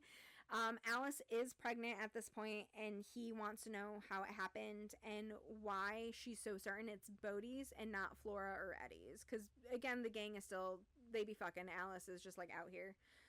So Connie's just like, I know you have fucked everybody on the ship except me, so, like, how do you know it's Bodhi's? And so, let's see. Flora explains that Eddie and Alice couldn't possibly have a baby because, Eddie doesn't have the right equipment. It always has to be a man and a woman. Connie processes this and then asks why it couldn't be Flora's then, and Flora explains that she was cut as a child. Connie asks, cut how? Flora's like, bro, chill. So Connie then says that they don't understand why some people have babies and some don't. Why some die and some are just born wrong. Then asking if they could have a baby or get somebody pregnant. Everybody basically tells Connie, like, we don't know the future. Like, you don't know until it happens, basically, type of thing. Like, there's no way for you to know this information until it either does or doesn't happen. And so, let's see. Only one person can predict the future, and they turned out to be an asshole. Right. Basically, it all comes down to luck, and Connie does not like this answer, basically saying, like, I make my own luck. If the whole of civilization is based on babies being born, like, how can there not be a concrete answer to these things? Like, how could it possibly be just luck if this is so important? So Connie then says that they were born a girl and they could have had a hive and they could have had children, and then they woke up one day and now there's something that nobody can love. And Flora tells Connie that they can still have a hive if they want, and they can still be a parent. Like, there's so many ways to become a parent that isn't through giving birth, basically saying, like, I'm your parent. I became your parent. So, like, there are other ways to have those futures if that's what you want. Like, you being something different doesn't mean that you can't do the things that you want to do. It just means you maybe have to do them a little differently. And so, let's see. 6 months later, they... Oh, hang on, wait. Oh, anyway, so Alice kind of ends this conversation by saying that she's very happy to sit with Connie and really talk them through the process and, like, draw diagrams and, like, sit down with them and, like, really help them fully understand. And so 6 months later, while sailing, they land on Bambridge, which we know is where they will end up staying. When they arrived, it was just a small fishing and farming community. As they settled in, basically Alice and Bodhi taking one house in Flora and Connie taking another house. They set up, they're living, they're integrating into society. But Connie is fully obsessed with Alice at this point, like spending all of their time at Alice's house, like basically waiting on Alice hand and foot. But eventually Alice comes to Flora and she clearly looks like exhausted and not like she's not doing super great. And Alice sits with Flora and basically says that Connie won't stop asking the same questions over and over and over again, and it doesn't matter how many times Alice explains these answers to them, they just aren't understanding and they're not happy with the answers that they're being given. Like no matter how many times Alice explains reproduction to them or shows them books or draws them diagrams, they're still just asking the same questions repeatedly, like how does it happen? And so Alice is starting to feel kind of scared because like they're getting a little aggressive, like, and angry that they're not getting the answers that they think that they should be getting. So she also confides in Flora that Connie thinks that Alice fragged herself. So like Connie is convinced that Alice impregnated herself, and it doesn't matter how many times Alice explains that that's not what happened. Connie will just not take that as an answer. Flora sits Connie down and very directly tells them that fragging isn't real, that it's a process between a man and a woman, and that's how it's always been and how it always will be. And Connie argues that in the old world, people could have babies alone with a doctor's help, so that isn't entirely true. Like in the old world, people had babies alone, so it can't have to always be a man and a woman. And so maybe this is just something new. And Connie is just like getting really, really angry because Flora's like just kind of said fast, it has to be man and woman. This isn't just like a new thing. Like this is just how it's always been and how it always will be.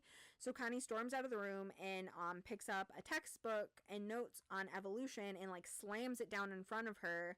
And begins ranting that evolution happens when the environment pressures something to change. So why couldn't this be a change taking place because the species is actively dying out? Which is like a totally reasonable line of logic.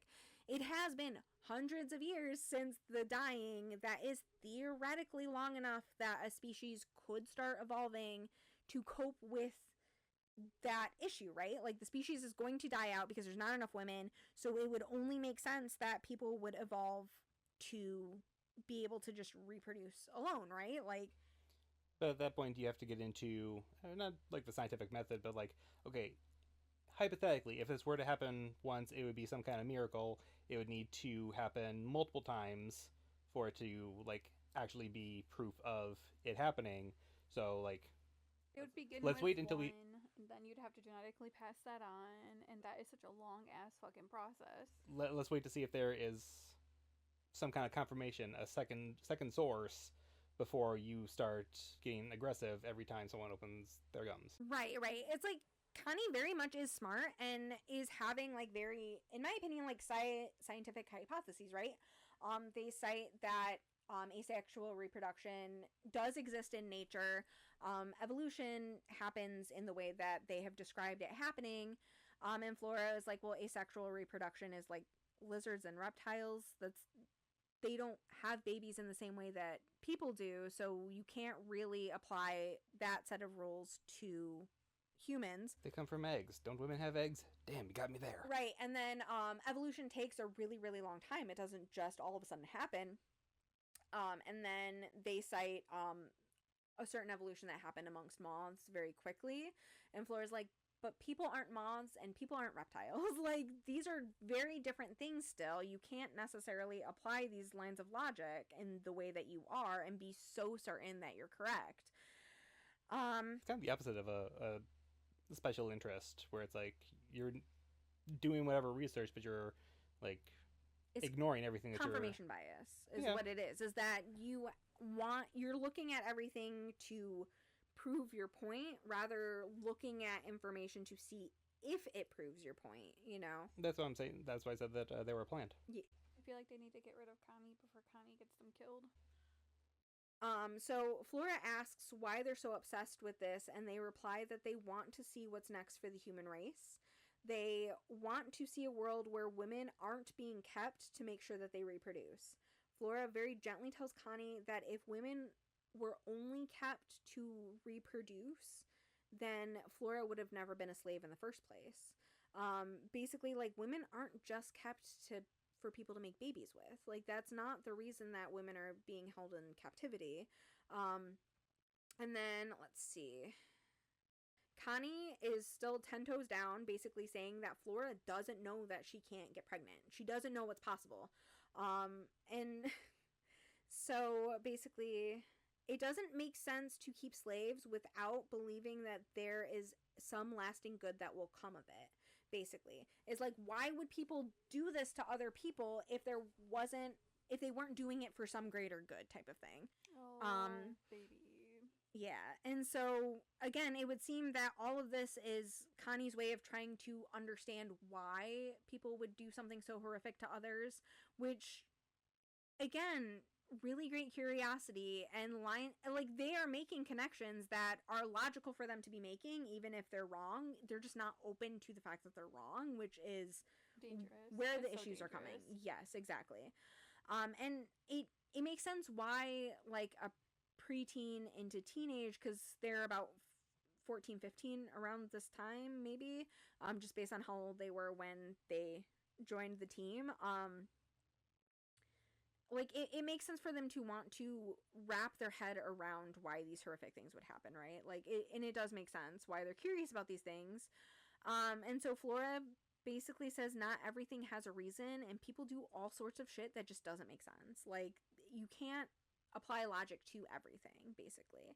And so Connie snatches up their book and their notes, and tells Flora that she's never gonna understand. But Flora basically says, you're never going to understand. Like, you're the one that's not understanding things. You're the one that's not taking the answers that people are giving you. So, like, you're the problem. So Connie storms out of the room, begins packing their things. Telling Flora that they can't be around her because she's too close-minded. Connie then says some really horrific things to Flora that I'm not going to repeat, but it's very, like, transphobic. And Flora at that point just steps aside and lets Connie leave. A few days later, Flora hasn't seen Connie, so she goes over to Alice's, assuming that Connie is likely to be there. Flora finds Alice in bed with a newborn, and she's like, why didn't you call me? And Alice is like, I assumed Connie would have told you that I had the baby.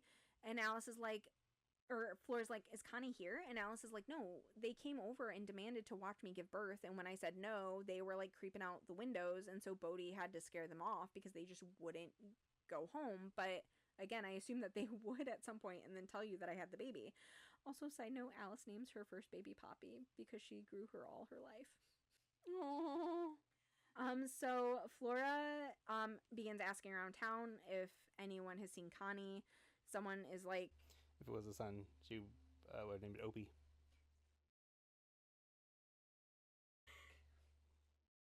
Sure. So basically someone is like, Connie got on a boat and left the day that Alice gave birth. And oh, thank God, we hated that kid. Yeah, that kid's gonna bring trouble. We are now in present future Flora, which is now just going to be the timeline that we're in. And Flora tells us that was 12 years ago, and she has not seen Connie since. We are now at the day that the army will arrive. Any guesses on who the leader of said army is? Connie. Genghis Khani. Yeah, Genghis Khani. Let's see. Flora says that Connie always let things build up until they explode. And that Connie was anything but subtle, so it does not surprise her that her only child decided to share their feelings with her via tanks. Flora is ready for her death today, but she's not ready for the end of Banbridge. The army arrives shortly after dawn. They fire the tank from the shore, but it lands in the water. Flora sees a small boat coming towards them, though, shortly after this tank has fired. So she sends for Alice. Alice comes, and hand in hand they walk towards the boat. The boat lands, two figures get out. One is young, and one is clearly elderly and struggling to get out of the boat. As they approach, Flora's very locked in on Connie, and she notices that they are much broader and taller. Also, Connie has a strip of red silk that they wear as their sash, so like around their face is how they're wearing it presently. Alice squeezes Flora's hand and makes a small sound out of her throat, and Flora looks over to her, and her eyes are fucking locked on the other person, and she looks like, what the fuck is happening? And then Flora follows Alice's gaze, and she sees that the other figure is Eddie. So Alice, like, fucking hustles and, like, grabs Eddie so hard that they almost, like, go down in the sand together. Flora begins crying and slowly walks over to Eddie, hugs him, but Connie is just like locked on Alice, like watching everything that Alice is doing. So let's see. So Flora thinks to herself that, like, at least Connie brought her the two things that she has lost and misses the most, and so that whatever happens today, she can die knowing that her heart is full. She knows that Connie and Eddie are alive and that they're okay, and she's like, well, at least I got to see, like, my two missing pieces, like, before I go. Connie instructs Eddie to tell them. Eddie puts his hand up to Flora's face and tells her that fragging is real, that he's seen it. There are islands in Alaska where there are frags. That's true in the book? Yes, there are women who reproduce by themselves, and generally speaking, maybe the first generation can still reproduce with men, but the second generation of a frag is just a frag. They can only reproduce on their own. But it is real. There is isolated islands in Alaska where this is in fact happening. So Flora's like, okay, cool, but why the fuck are you killing people over it? Like, okay, you wanted this to be real. Why the fuck are you killing everybody? Like, you found your answer. Why are you doing this? Are they trying to force it? Like, decimate the population even more so they evolve quicker? Allegedly, but that... I would just think that they are, sociopath. Yeah. So Connie basically says that they need to make way for the frags, meaning that people like Flora, Eddie, and them cannot exist. They need to make space in the new world. And, like... This is not the way Connie. But, like, the world is fucking underpopulated, so make room for what? For why? Like, now, present day... Does it not contradict Connie's, like, first goal of, like, we need to populate, don't we? We need to populate. How do we populate? Why is it, like... Oh. Well, it's, whatever that, like... This is the biggest I told you so, from Connie's point of view, this is the biggest I told you so moment ever. Altruistic philanthropism, or philanthropic altruism, like, yes, this thing can totally happen if we force it. Yeah. Instead of, like, it could happen by itself in X amount of time, but divide that time by 10 by making things awful now. Right. It'll happen faster. Exactly. And, like, it does make sense to, like, make room by, like, removing people who are intolerant and not allowing these things to happen, but it doesn't make sense to eliminate people who are like, okay, cool, life goes on, like, cool, something new is happening, that's fine, and then just moving on with their day, right? Like, Alice also basically just goes, there's empty cities everywhere. Why the fuck do you need to make room? Pick a city. I don't give a shit. Like, nobody is trying to stop progress from happening. And if someone is directly trying to stop progress from happening, handle that. But, like, people are just trying to live their lives. Like, and also there are fucking houses everywhere. Just pick one. Like, what do you mean make room? And so, let's see. Also, they don't need someone to try to remake the world into how they think it should be, telling Connie that they are just another little lion man. Connie very smugly says there never was a lion. You guys just made that up to make yourself feel like heroes. Because again, God forbid Connie's wrong. So Flora tells Connie, like, okay, cool, just kill it and be done with it. Like, this is very clearly just your fucking petty revenge. Just fucking kill me and be over it. And then they say that they don't give a shit about Flora. They're not here for Flora. They're here for Alice. Which, babe, you are lying to yourself, okay?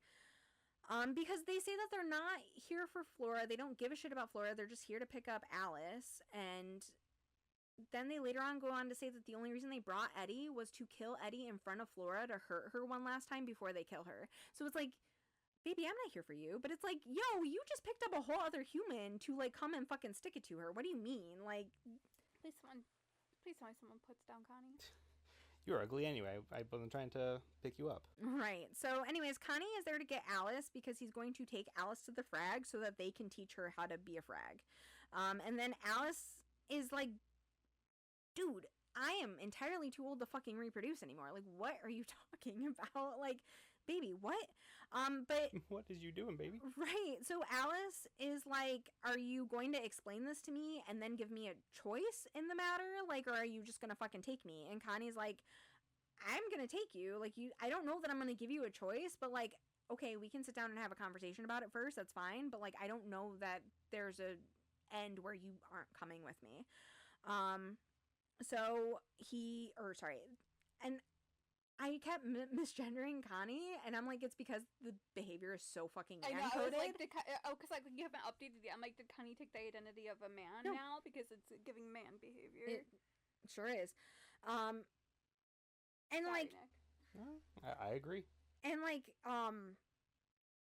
Alice absolutely basically says that. Like, all you did was become a man. Like, that's all you've done. Like, but anyway, so, they hold out their arm. Alice takes their arm and they begin walking off towards her house. Flora and Eddie are trailing behind. Flora very quietly asks if the army has enough leadership amongst it to exist without Connie. And Eddie just looks at her and goes, can you exist without Connie? Like, we can have that conversation, but like, can you even fucking pull the trigger, like, right now, you know? And so once they get into the house, Alice tells once they get to Alice's house, Connie tells them that he only brought Eddie to kill Eddie in front of Flora. Eddie, quite literally, direct quote, says, shut the fuck up and do it already. I always knew you were a fucking coward. Like, cool, you brought me all this way to stick it to Flora? Like, why am I still alive then, bro? Like, fucking kill me. What are you talking about? Like, Eddie's just like, I'm too old for this fucking shit right now. I do like Eddie this book. Yeah, I think Eddie found his people and where he needed to end up, and like, I can definitely understand just sort of the hatred and anger towards the world, because it's not, like, you can't find your place in the world, and so you're just fucking mad about it. Like, I do understand that, you know, and we came to a good spot. Just, he's still very frustrating. Anyways, blah, blah, blah. So, They're in the house. Yep, I know. Sorry. I'm like, no, you're good. I'm just like, some of this I kind of jumped out of order. Oh, but basically Connie's done this to show Flora that Flora means nothing to them. That Flora means so little that they wanted to torture her before killing her, which is like, baby, you know hate is a care, right? Like, if you do a hate, you do a care. Just, what is happening? So anyways, she tells them that seeing their face again was grief enough and that they didn't need to go through all the trouble of bringing Eddie along. Basically, like, you hurt me enough just by having your face here. Like, you didn't need to stick it to me in this way. But they tell our trio that none of them ever loved them to begin with, that the trio never understood them. But Alice disagrees, telling Connie that they couldn't love themselves. Like, it wasn't that we couldn't love you, you wouldn't let us, you couldn't love yourself. And that's why you're doing all of this. That you were just taking your own pain and spreading it out because you couldn't figure out how to love and be loved. Basically telling Connie you did nothing but become a man. At this point, Connie fully backhands her to the floor, and then immediately says, "I'm sorry, I just can't control it sometimes." So again, I'll never do it again, baby. How very man-coded of you, baby. And then let's see. She tells them that she's had worse before. And then basically says, like, well, you got us all here together. Can I at least serve everybody fucking tea before you kill my best friends? I'm waiting for Alice to just slip the poison tea. So, basically, before you take my oldest friends, can we all just sit down and have a cup of tea? Flora thinks to herself that Connie is nothing but skinless pain. And then, let's see. At this point, tea is served. Everyone has a little sippy sip. There's a knock at the door. One of the other council members has arrived and said that the plan has worked, that the army from Settle has arrived behind Connie's forces. They convinced the forces that Connie was dead, and they have killed and or disbanded the rest of the army. Basically, like, the day is saved, the plan worked. And Connie is fucking enraged at this point and is like, "You're fucking lying. My army would never fucking do that. Like, and if an army came and destroyed them, I would have heard it." Like, so Connie's having a whole fucking meltdown, and Flora just pulls her gun, the unnamed gun, and Eddie sees the gun and smiles and goes, "We have come full circle." It wasn't poison tea. And then Alice says, "You don't need that, Flora. My weapon worked already." And then Alice, my girl. Yeah, Connie collapses. Alice holds them as they die, and Flora thinks that Alice midwifes them from this world. So basically, like, Alice sits and, like, is the midwife to Connie leaving the mortal coil, and they all lived happily ever after. They go see the Frags. They learn about them, type of thing. The band is back together, and the end. Yay! Also, fuck Connie. Why? I'm glad there was happy ending. Yeah. You gotta read more of those.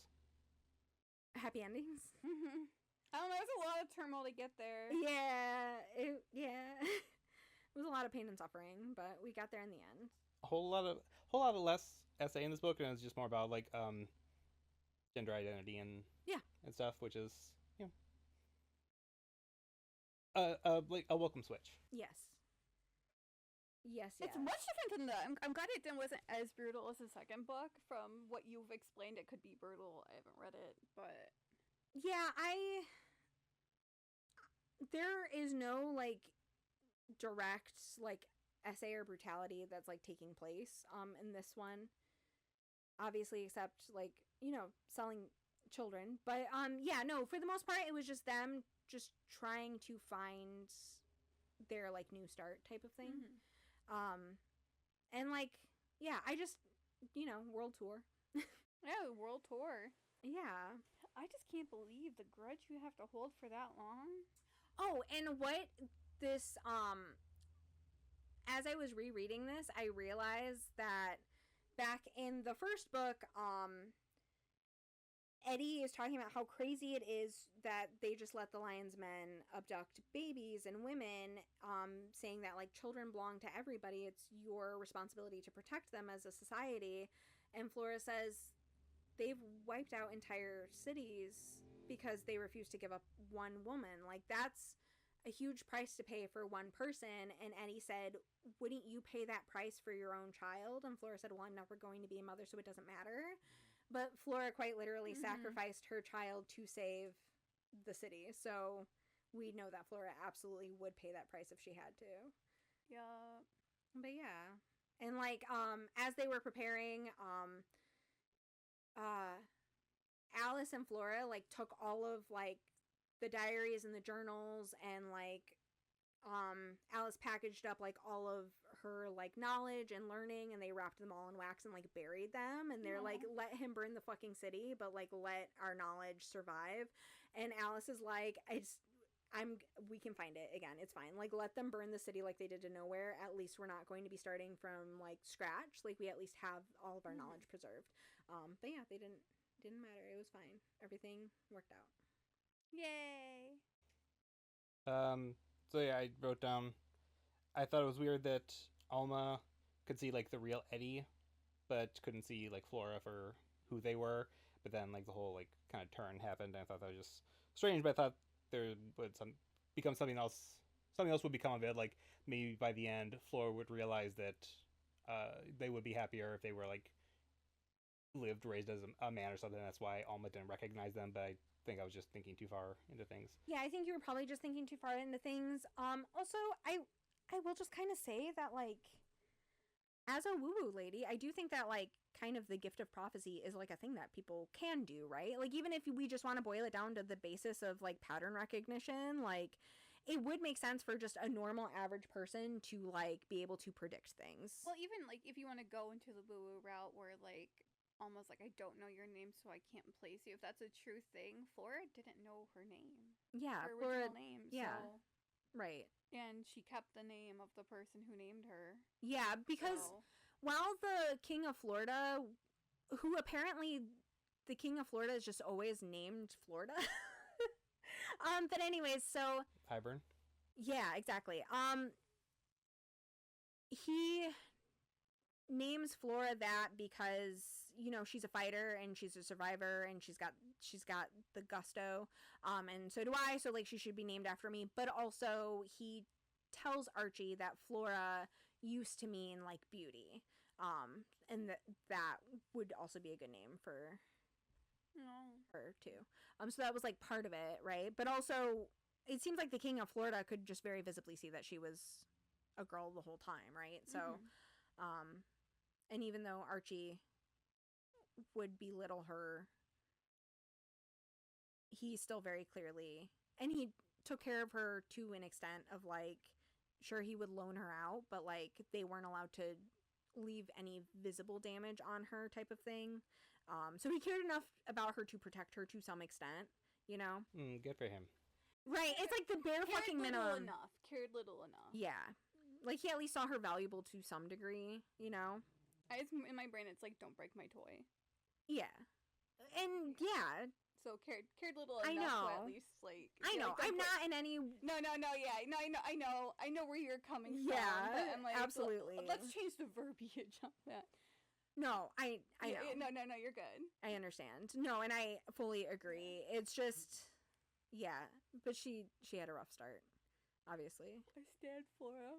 I do too. The small encampments of progressive thinking all around the country being overrun by an oppressive, dominating regime just kind of remind me of like Native American settlements and the growing colonization. Yeah, America's back, baby. Baby. And the last thing I wanted to say was a ship full of books, but like journals and stuff.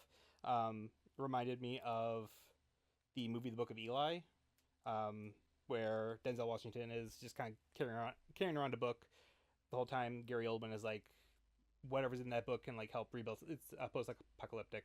That book can help like rebuild society. So give it to me. No. Fight. Shoot. Blah blah blah.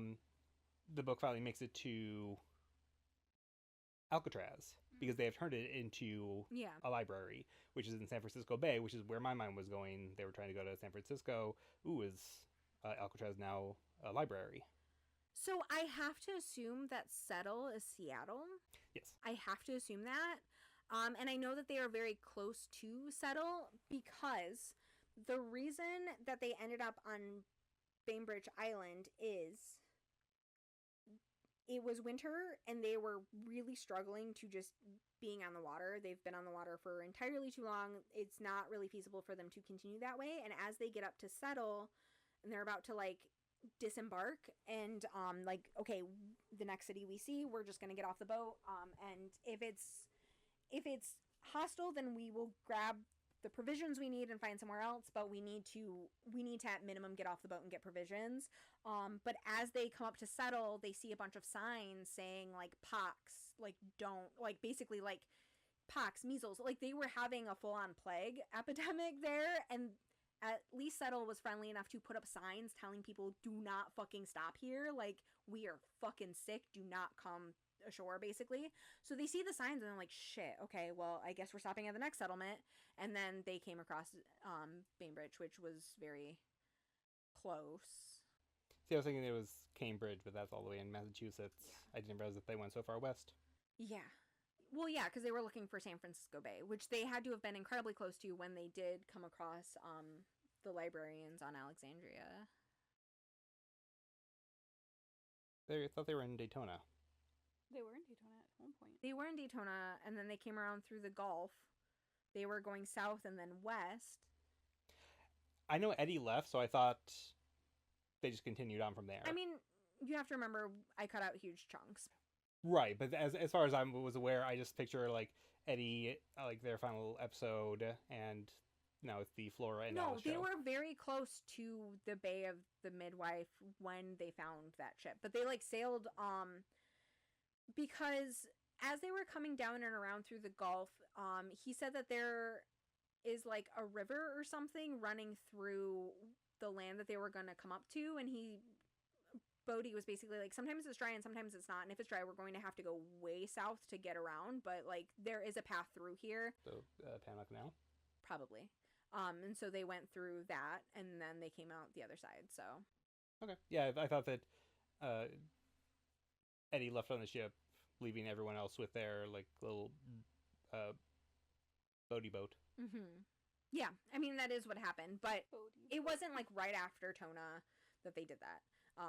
It was like months and months later. And you're telling it was, but if there was stuff in between, Yes. then I understand. I Yeah. didn't know how they got from one place to the other. I cut out huge chunks of stuff, obviously, because I'm a little long-winded.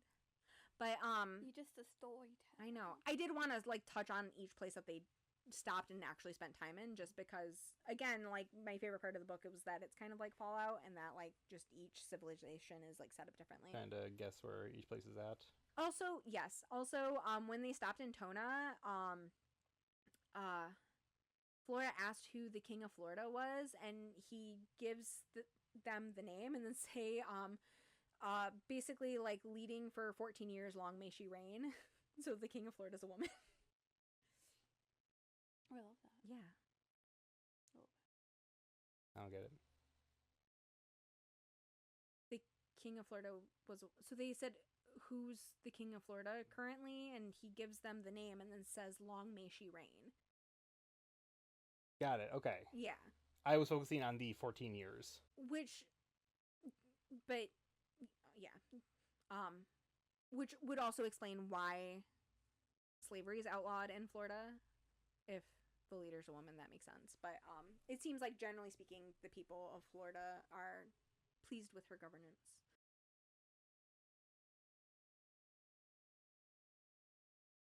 If women could start reproducing on their own now I'm picturing a Why the Last Man scenario. Just, I mean, not that a virus will wipe out the rest of humanity, but because they're pretty. any men that are left, we don't need you anymore. I mean, We need them because they're pretty. yeah, Yeah, but if they're also shitty. Well, if they're shitty, we don't keep the shitty ones. yeah, That's like we won't keep the shitty women either. correct. We don't keep shitty people. Oh, also at the end, there's like this point where like they're in the house, and then Connie goes, "It's now time for all the mistakes to die," and Flora goes, "You too?" Like, Got her ass. Got their ass. yeah, it's like, okay, I can't believe they paid opium for that kid. that's true. Yeah. Just hurt people. Yeah, her people do hurt Like on people. steroids. Literally, like it's the On biggest I testosterone. told you so, like ever. Yeah. Grudge of grudges. True that. But yeah, so that was the Road to Nowhere. And I think I'm just really enjoying doing series a lot. I do plan on doing like another fantasy series next year, just as like my magnum opus. It's okay. I'll be doing the Crescent City series at some point. So. I'm excited for you to do those. It's gonna be a long. I love Bryce so much. Like, those books don't take them seriously. Like, don't go, like, obviously, I would say don't really take any of them seriously, but Crescent City especially. I mean, she said it was just kind of like a passion project for her anyways, and she didn't necessarily intend to publish them, and yeah, it feels like that. But, you know, it's fun. It's a fun... with that. Also, like, again, Queen Moss, like, the fucking last third of her book is the only, like... the last 100 pages, she really, like, stepped her pussy up on that one. Like, because the end of each of those books is so fucking epic, especially the first one. Because, again, dragged my ass through that book, and I'm like, I want to see where this goes, but, like, I'm not necessarily enjoying the journey. Except Lahaba. We stand Lahaba. Get back to you on that. You will. I am Lahaba. My friends are with me. I am not afraid.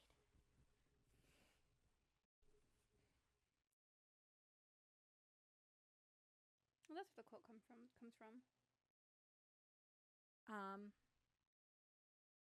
It's also a riff from another book, but yeah.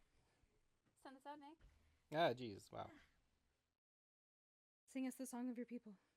The LARPers. The LARPers!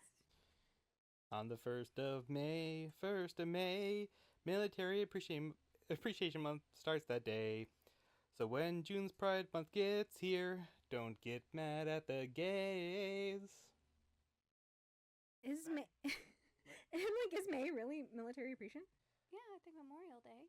Oh. Well, the entire month, but then June comes around and Pride Month. What about God Month or Military Appreciation Month? Hey, you mean May? The month is just passed. I'm like, shows God how much you month pay is on attention. you. Yeah, Nick. God month is on And you. I think November is like Service People's Family Day or something. I did not write it down. I know it's like Men's Health Awareness Month. Mm-hmm. Yeah. Talking about buttholes. Bye. Bye. Buttle the mustaches. Bye.